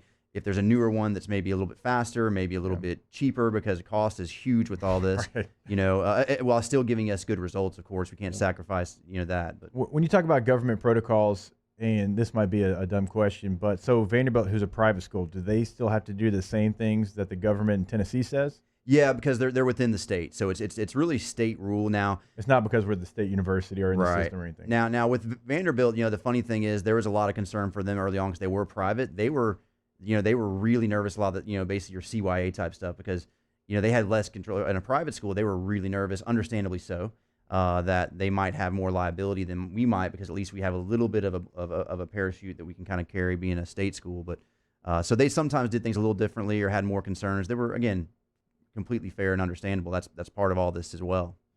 All right, let's talk vaccine. Tomorrow's the day, right? The approval by the FDA. It happens. It's expected to happen. You start rolling it out. I know that there's a pecking order, and I realize the university is not at the top of the pecking order. But what is a approval of the vaccine, the initial vaccine tomorrow, mean for you? So it kind of goes back to what we were talking about with policy. Each state has been given the authority to control the way the vaccines are going to be handed out. I've talked to some of the people that are involved, with the large hospital groups, Our Lady of the Lake, Baton Rouge General. They're going to get the first allotments. They are going to dispense them, at least what it sounds like. So, yeah, we'll be further down the line, and I wish I could tell you when that'll be. My best guess would probably still be at least sometime next year, probably a couple months. I might be completely off. They may have a faster rollout than we think, or our state might decide like, hey, this is important to the state's mental well-being, having our stuff. I can't imagine anything's more important right now. Honestly, I really can't. It's but I'll tell you this though too, and this is something just kind of a public service announcement. You're hearing all this stuff, cases are going up. If I'm a little slow today, I got called in to work the ER last night because in a small town right outside of here, half their staff is out with COVID. Half the doctors in a small rural hospital, they were calling anybody that has a license basically that could help out. So if I'm a little slow today, guys, it's getting bad. This hospital's full. They're filling up. So I think the hospitals need it badly. The healthcare needs it badly. These people are the ones who are working 8 shifts. I haven't slept since yesterday morning. Right. And you still came here? Yeah, I love you guys. We can't get Flynn to show up on a regular day when he's rested. Well, let's just say that pride's here for Dr. Etheridge and Flynn's just Flynn. Let's call it like it is. Come on. But I say that just to I'm always I try and be realistic. I understand there's a lot of angles to all this COVID stuff, but just realize we still got to be careful. There's still a lot going on. if you've got somebody that's in healthcare, give them a pat on the back. And I'm not, not talking about myself. I have it easier than a lot of these people that are only doing ICU and only doing, I come and help a little bit. I'm like the relief pitcher who comes in and throws a few, and then I step out. They're doing it every day, and they're hurting right now. So. All right. Obviously, we could sit here and we could talk about this subject the entire time, but I did want to ask you, since we have you here, about Drew Brees. Potential he could come back this week. Not likely, but there is a potential there. Is that about the timeline with the 11 broken ribs, with the collapsed lung? Is that about the timeline? What's it been? 3 weeks? 3.5 weeks since the injury went down. I said I would hold him out for as long as I could. You got a game against the Chiefs, not this week, but next. But is that about the timeline? I think, this 11 rib thing is fairly unprecedented in football. This is not a common injury to have that many. So first and foremost, I'm happy I don't have to make that decision, and it's tough because obviously we want him back. The sooner he gets back, the better, the more chance he has to kind of build himself up. You don't want to throw him back in right when you're going to the playoffs or something from a football standpoint. From a health standpoint, I'd have a hard time seeing him in unless they're seeing something else, though. I don't see the images. I don't see the scans, the x-rays, the way he looks, the way he performs. If they get some images that look really good, if he's moving really well, then with a normal rib injury, you would expect 3-4 weeks you'd be a lot better. 11 ribs, if we have to hold him a few more weeks, I'm with you. I think that's where we're going, but again, I'm not in that training room. So what's the rehab process like? Is it just the only thing you can do is just rest, and can you do anything else to try to heal the rib, or is it, hey, this is how long it takes, this is how long you have to wait, and if it's healed, it's healed. If it's not, it's not. Yeah, normally there's not much you can do.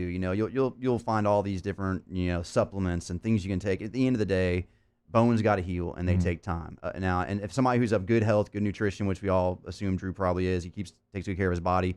So with him, it's just time, and unfortunately, there's not much you can do.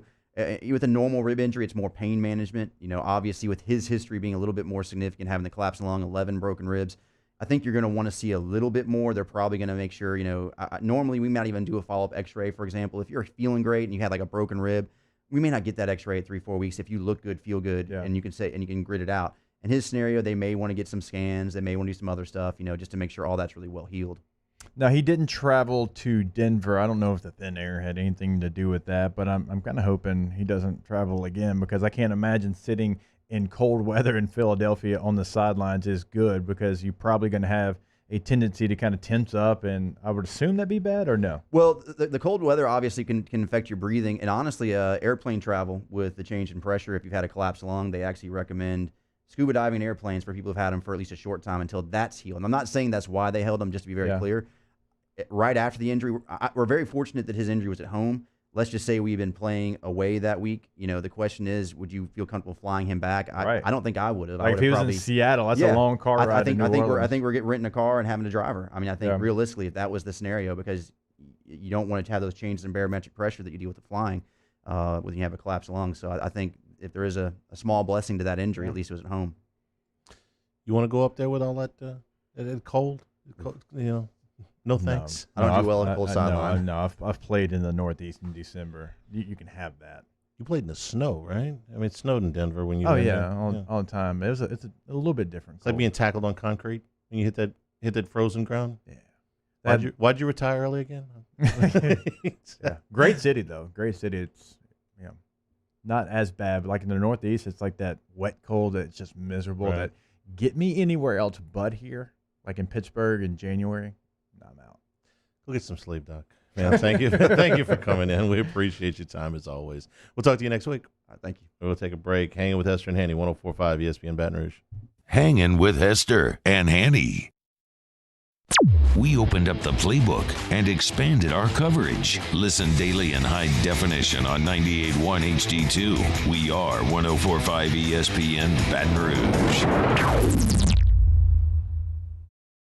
Gulf Coast Bank and Trust is a local bank with a straightforward philosophy. It's about doing the right thing for our customers. Participating in our community with annual local fundraisers. Offering individual attention in a modern banking atmosphere with a trusted local company. Gulf Coast Bank invested in technology with a local touch, giving our customers the power to bank anywhere, anytime. We're building relationships through personal service as a bank that cares about you. Gulf Coast Bank and Trust, the bank that cares about you. I've been doing business with Luba for 25 years. They're dependable, trustworthy. It's just the attention to detail with our clients. Our folks have years and years of experience. They're highly trained professionals. But many companies have that asset. What I'd like to think makes Luba a bit different is that we use those talents in a way that truly is dedicated to serving the needs of the folks who depend on us. Are you a licensed contractor? There's lots of good contractors in Louisiana doing work the right way, but unfortunately, too many unlicensed contractors are working outside the licensing requirements. Working as a contractor in Louisiana requires a license for the company doing the work. The Louisiana State Licensing Board for Contractors wants to help you get licensed to allow you to conduct work legally. It's not difficult to get the license. We can help you. Go to lacontractor.org for more information. Licensed contractors, it's the law. This isn't just another day. It's so much more.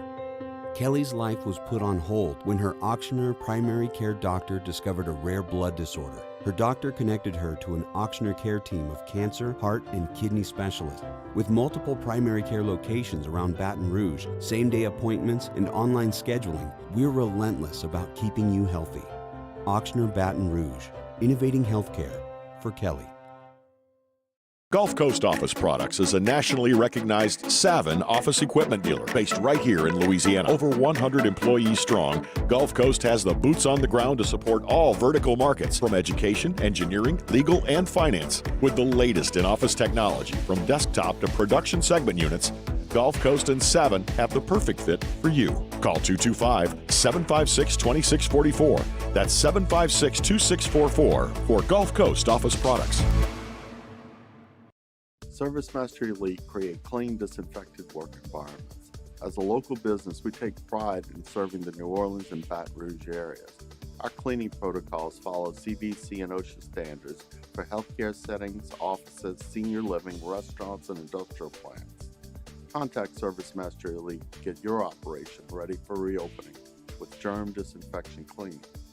ServiceMaster Elite, the trusted choice in professional cleaning since 1996.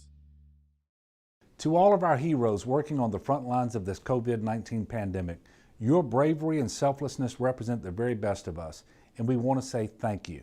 I'm asking everyone around the state to join me in celebrating the heroism of our healthcare professionals on the 19th of every month at 1900 hours, that's 7 p.m. Write a note of appreciation, make plans to donate to charitable organizations, or say a prayer. To learn more, visit 19thanks.org. Thank you, and God bless. At All-Star Toyota, you get it all. If you're in the market for an all-new Toyota vehicle, come see our friendly and knowledgeable sales team at All-Star Toyota. Located in Baton Rouge at the corner of Airline and Goodwood, we've been serving our community since 2005 by offering a large selection of new Toyota cars, trucks, and SUVs. Get behind the wheel of your dream car and take a test drive at All-Star Toyota today.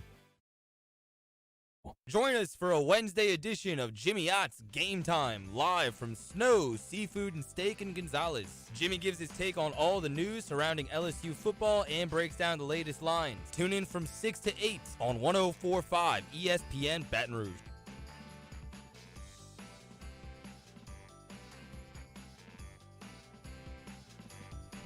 Hangin' with Hester and Hanny on 104.5 ESPN Baton Rouge and 1130 The Tiger.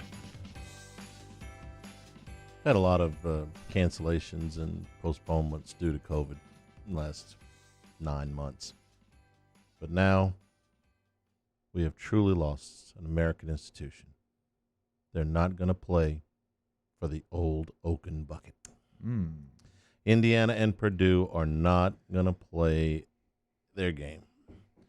Bucket Week's a big deal around here. Yeah, Gordy just keeps talking about Bucket it over Week, and over. and between me and Gordy on the post game used to be just a big deal.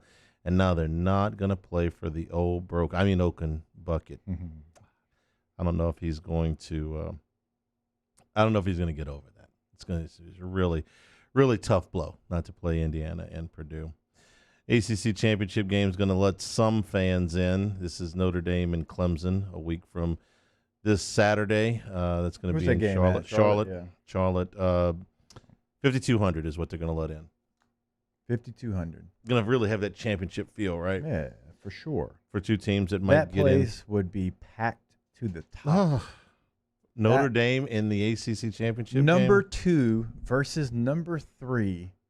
Trevor Lawrence, his last real shot to go out on top. Even though, I know what he did his freshman year, but really the moment to win the ACC title. Can Notre Dame beat the juggernaut and Dabo and all the storylines? For all those Clemson fans that wouldn't be able to go to the semifinal, playoff game of the national championship game, is one last chance to see Trevor Lawrence. 5,200 is what you're looking at. I mean, we're limping to the finish line. Friends and family. That's exactly what it is. I wouldn't imagine that any of those 5,200 would be tickets to the general public. We are making it to the last game of not the last game, but the second to last week of the SEC season. One cancellation. I mean, is it positive that we're getting to Wednesday and there's still 5 SEC games scheduled for the weekend? Oh, I think so. Or am I supposed to say that out loud? The last time I said something positive like that out loud, like a whole chain of things, chain of games started to. Like, for instance, I didn't think that Vanderbilt was going to play again. I thought there was a real good chance that their season was over. Their game with Tennessee is still scheduled for Saturday at 3. When they call that game off at Georgia's athletic director basically came out and said, McGarity came out and said, "Man, you are robbing us of our senior day. We don't think that you're going to play."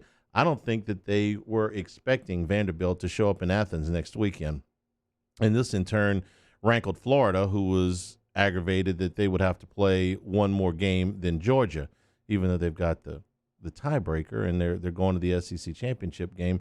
They were all up in arms about that. So it's at least somewhat positive. You're getting closer. You've got one game canceled now that there's going to be one game lost that you're not going to make up. So is there anything to the idea that with Ole Miss and A&M postponed for this weekend, which we knew a couple of days ago, that they're going to make any type of adjustments to the schedule in the last week? Or is it just, hey, we're going to go and do what we do, and that game's not going to be made up? It's just so weird because all 14 teams have dealt with different things, and every athletic director and president and head coach have had to do so many different things to make sure that their team's ready to play, even if the other team's not ready. You just never know. And we have teams in the SEC in Kentucky and South Carolina that are done. Like their season's over. They didn't have any movement in their schedule. And we've got other teams that have 2 games left. Numerous amount of teams that have 2 games left. And so it's just all over the place. I mean, you've got already coaches in Kentucky, and Eddie Gran, the offensive coordinator's been let go already. South Carolina's got a new head coach. Vanderbilt's going to have a new head coach. We don't know what's going to happen at Auburn. And there's just typically when you're in a conference, as we know, everything happens in unison. Like there's a schedule, there's a rhyme, there's a reason. Everybody's on the same page, and it just seems so scattered right now. Well, it was before this year. Anyway. Yeah, that's what I'm saying. It's so scattered right now. This is something we don't really know a whole lot about. You can have teams playing on the SEC championship game day. You're scheduled to. You're going to. You're supposed. A&M and Tennessee come hell or high water playing that game, right? I mean, they just had their game against Ole Miss. They need every win. In fact, that Ole Miss game would have been interesting to see them play, but they need every game. And Ole Miss has got to play LSU that day of the SEC championship game. You sort out times for that. I wouldn't think you would want to have a conference game up against your SEC championship game. Don't you watch the SEC championship game every year, regardless of weather? So I watched it when Missouri got into it the first couple of years they were in the SEC. I would think you would want everything definitely cleared out, and the SEC championship game is a night game this year. It's a 7:00 game, so I'm thinking you're going to put. There's 4 other games that are scheduled for that day. I'm thinking you put 2 of them at 11 and 2 of them at 2:30 and call it a day, right? Well, I'm only asking because it's an LSU home game, or supposed to be an LSU home game. And Ole Miss has got to get cleared. Ole Miss got to get back on the field. Yeah. Today's the last day, I think, of the. I want to say I saw a report that they didn't have any positive tests. Oh, they're supposed to start back tomorrow, I think. Back to practice. I want to say that it got pushed back to Friday. But still, I mean. Well, that sounds like they would have more positive tests if you're going to push it back to Friday. Yeah. How much further are you going to push it? You push it back to Monday. Now now the game on the 19th's in play, right? Or maybe they adopted the new contact tracing standards. We don't know. All right. Let's move on to Ask Us. How about that? I'm okay. I'd love to do that. We can go a little early, maybe get a couple of questions in, maybe spin the wheel. Spin the wheel. Yeah, Paul O'Neill hasn't gotten to talk all week. We give him a little bit of extra time this week. And the poor son of a gun's got to sit here for three and a half more hours in this tundra. Would you like some cocoa? Ooh, that actually sounds really good right now.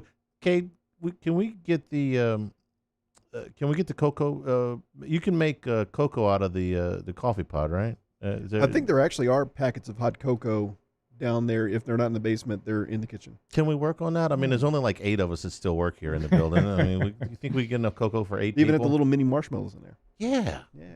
Go to Petty Cash. See if we can raise some money. Petty Cash. We have Petty Cash here? We don't. We hide it from T-Bob? We don't. We do. Hanging with Hester and Hanny, 104.5 ESPN Baton Rouge. Hanging with Hester and Hanny. Saints coverage, Chiefs, Cowboys, Thursday night, Sunday night, and Monday Night Football. From the opening kickoff to the playoffs and the Super Bowl, the NFL lives on 104.5 ESPN Baton Rouge. If I built a van, it would do more than haul. It would carry my entire business. I'd make it available in dozens, if not thousands of configurations. It would keep an eye on my fleet. And an eye out for danger. If I built a van, I'd make it available in diesel and gas. And I'd build it right here in South Carolina. Introducing the all-new Sprinter, starting at $33,790. Built in the USA. Mercedes-Benz. Vans. Born to run. I've been doing business with Lowe for 25 years. They're dependable, trustworthy. It's just the attention to detail with our clients. Our folks have years and years of experience. They're highly trained professionals. But many companies have that asset. What I'd like to think makes Luba a bit different is that we use those talents in a way that truly is dedicated to serving the needs of the folks who depend on us. Do you know someone who sets a good example for all of us to follow? Someone who, without being asked, shows leadership, selflessness, and service to their community? We believe that's the definition of a good citizen, and so does Citizens Bank and Trust. So, if you know someone that sounds like what Jordy was just describing, nominate them to be your good citizen, and they'll have a chance to win $500 from Citizens Bank and Trust. Plus, we'll mention him right here on the show. So go to citizensbankandtrust.com for more details and nominate your good citizen.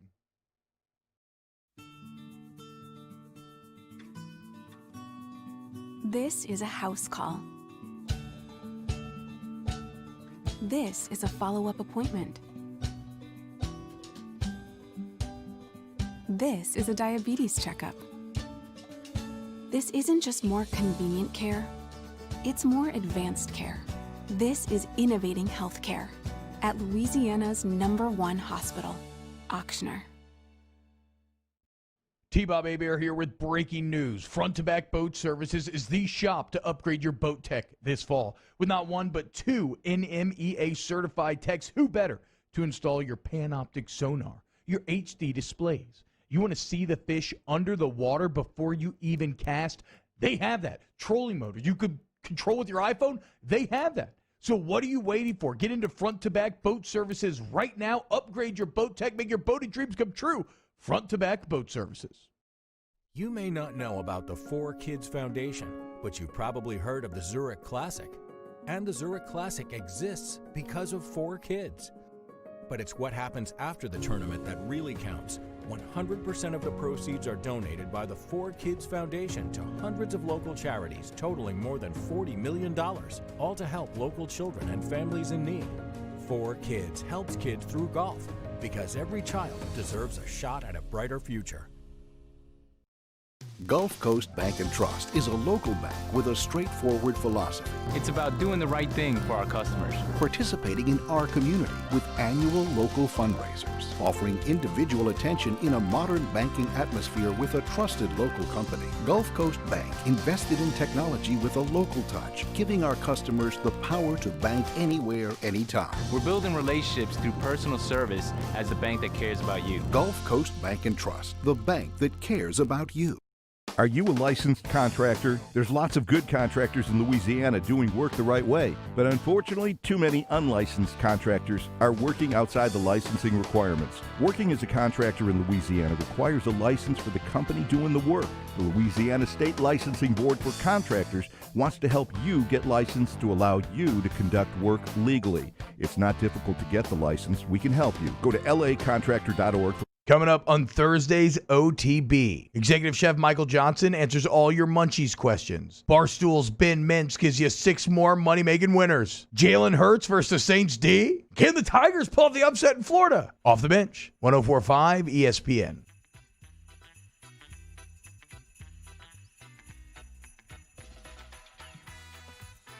Hangin' with Hester and Hanny on 104.5 ESPN Baton Rouge and 1130 The Tiger. Ask us in the Bayou Ford chat. Cameron wants to know how much attrition from the 25-man class are you okay with? None. Yeah. They got to go 25 for 25. They got to get 25 healthy, eligible kids on campus next August.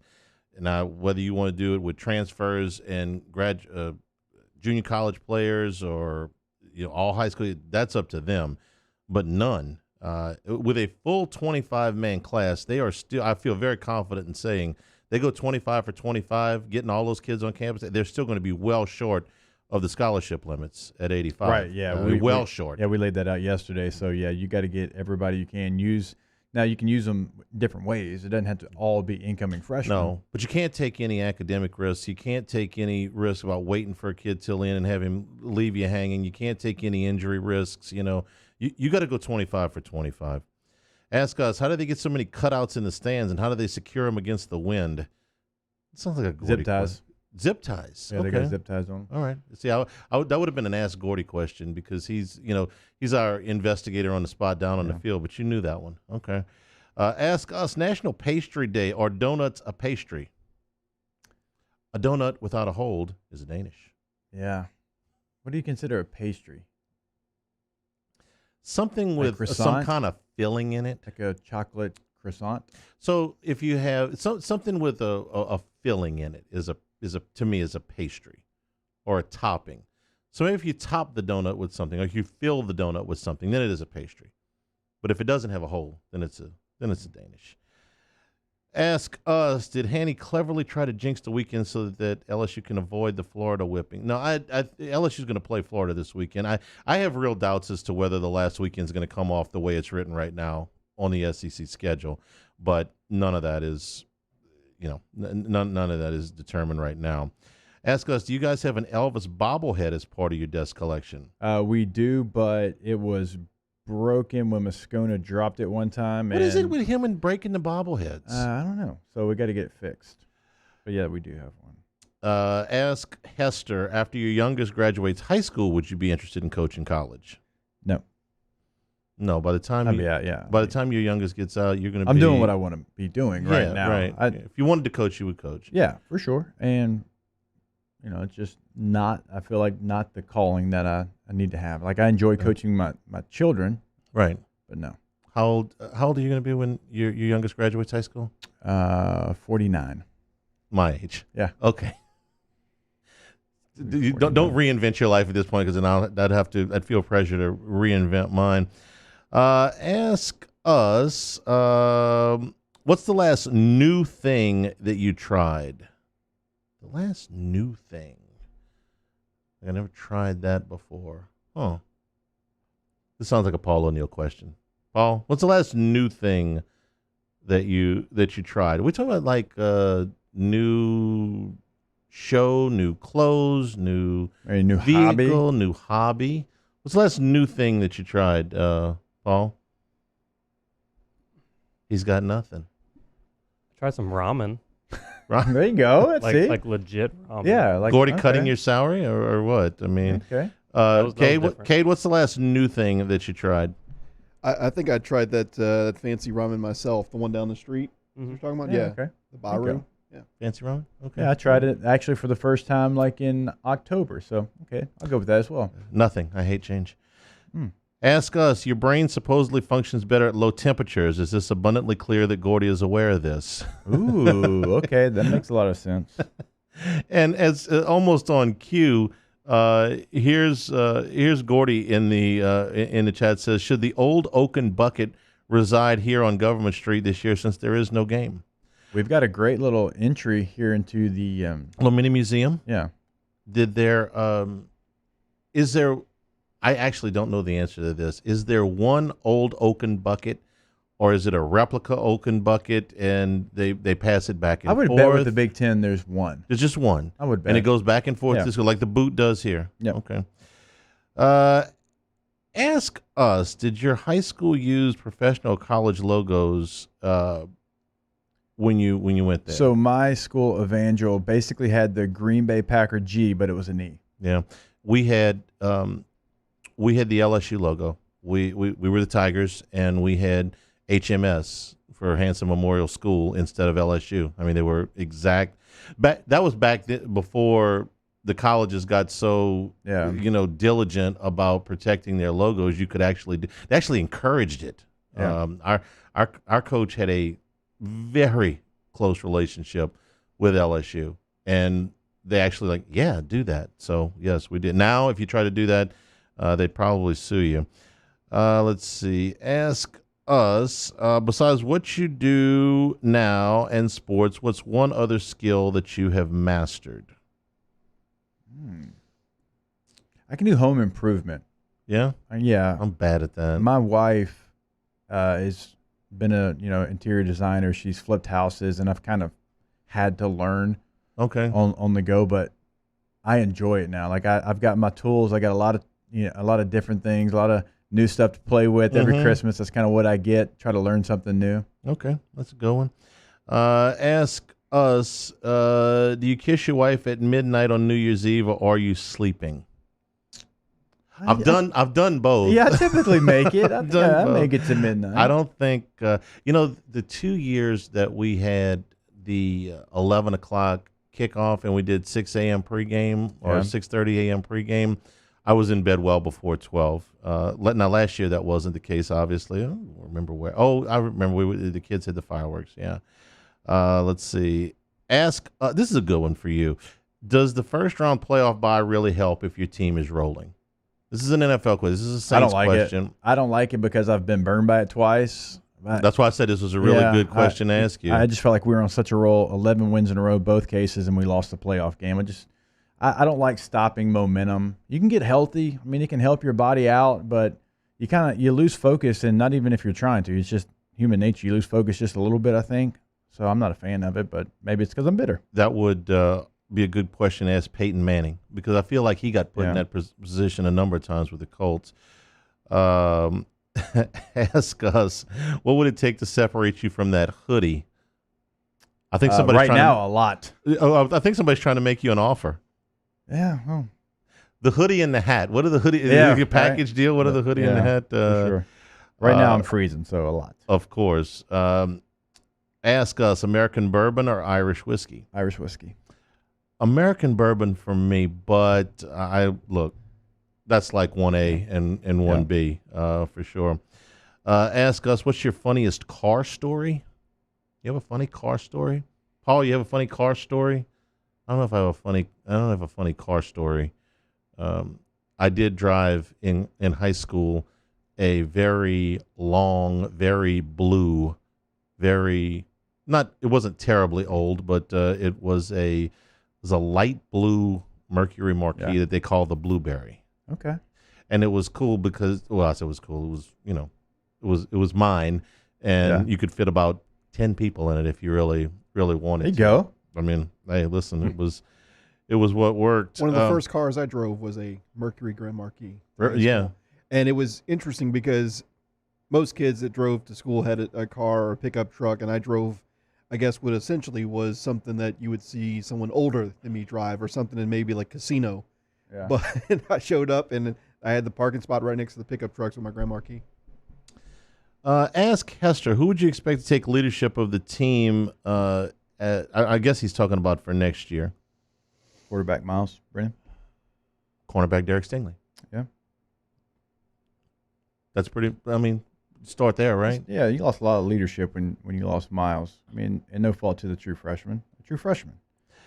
Ask us, what cartoon character would it be fun to switch places with for a week? Jerry from Tom and Jerry. I was going to say the Roadrunner. So we're kind of on the same page with somebody that can't catch you. All right, spin the wheel.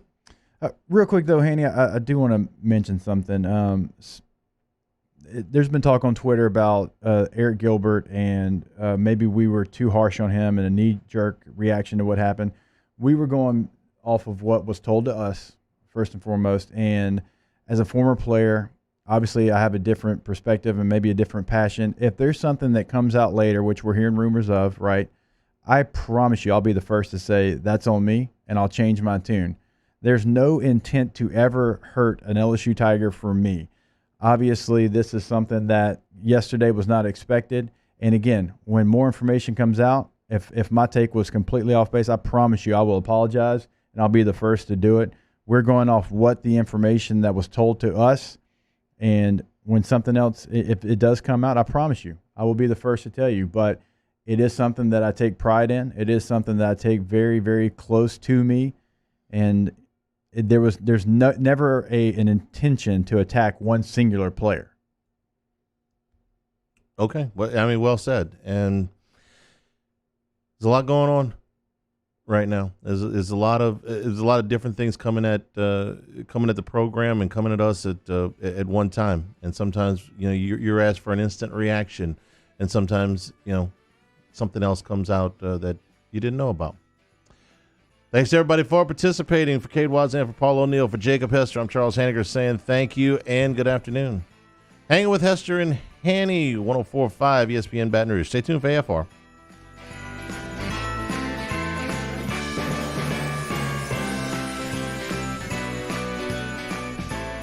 Hanging with Hester. Hello. What's up, E? What you doing? Chilling at the office working. You? Hanging at the job site.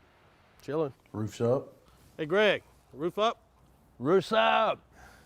Roof's up. Roof's up. Roof's up?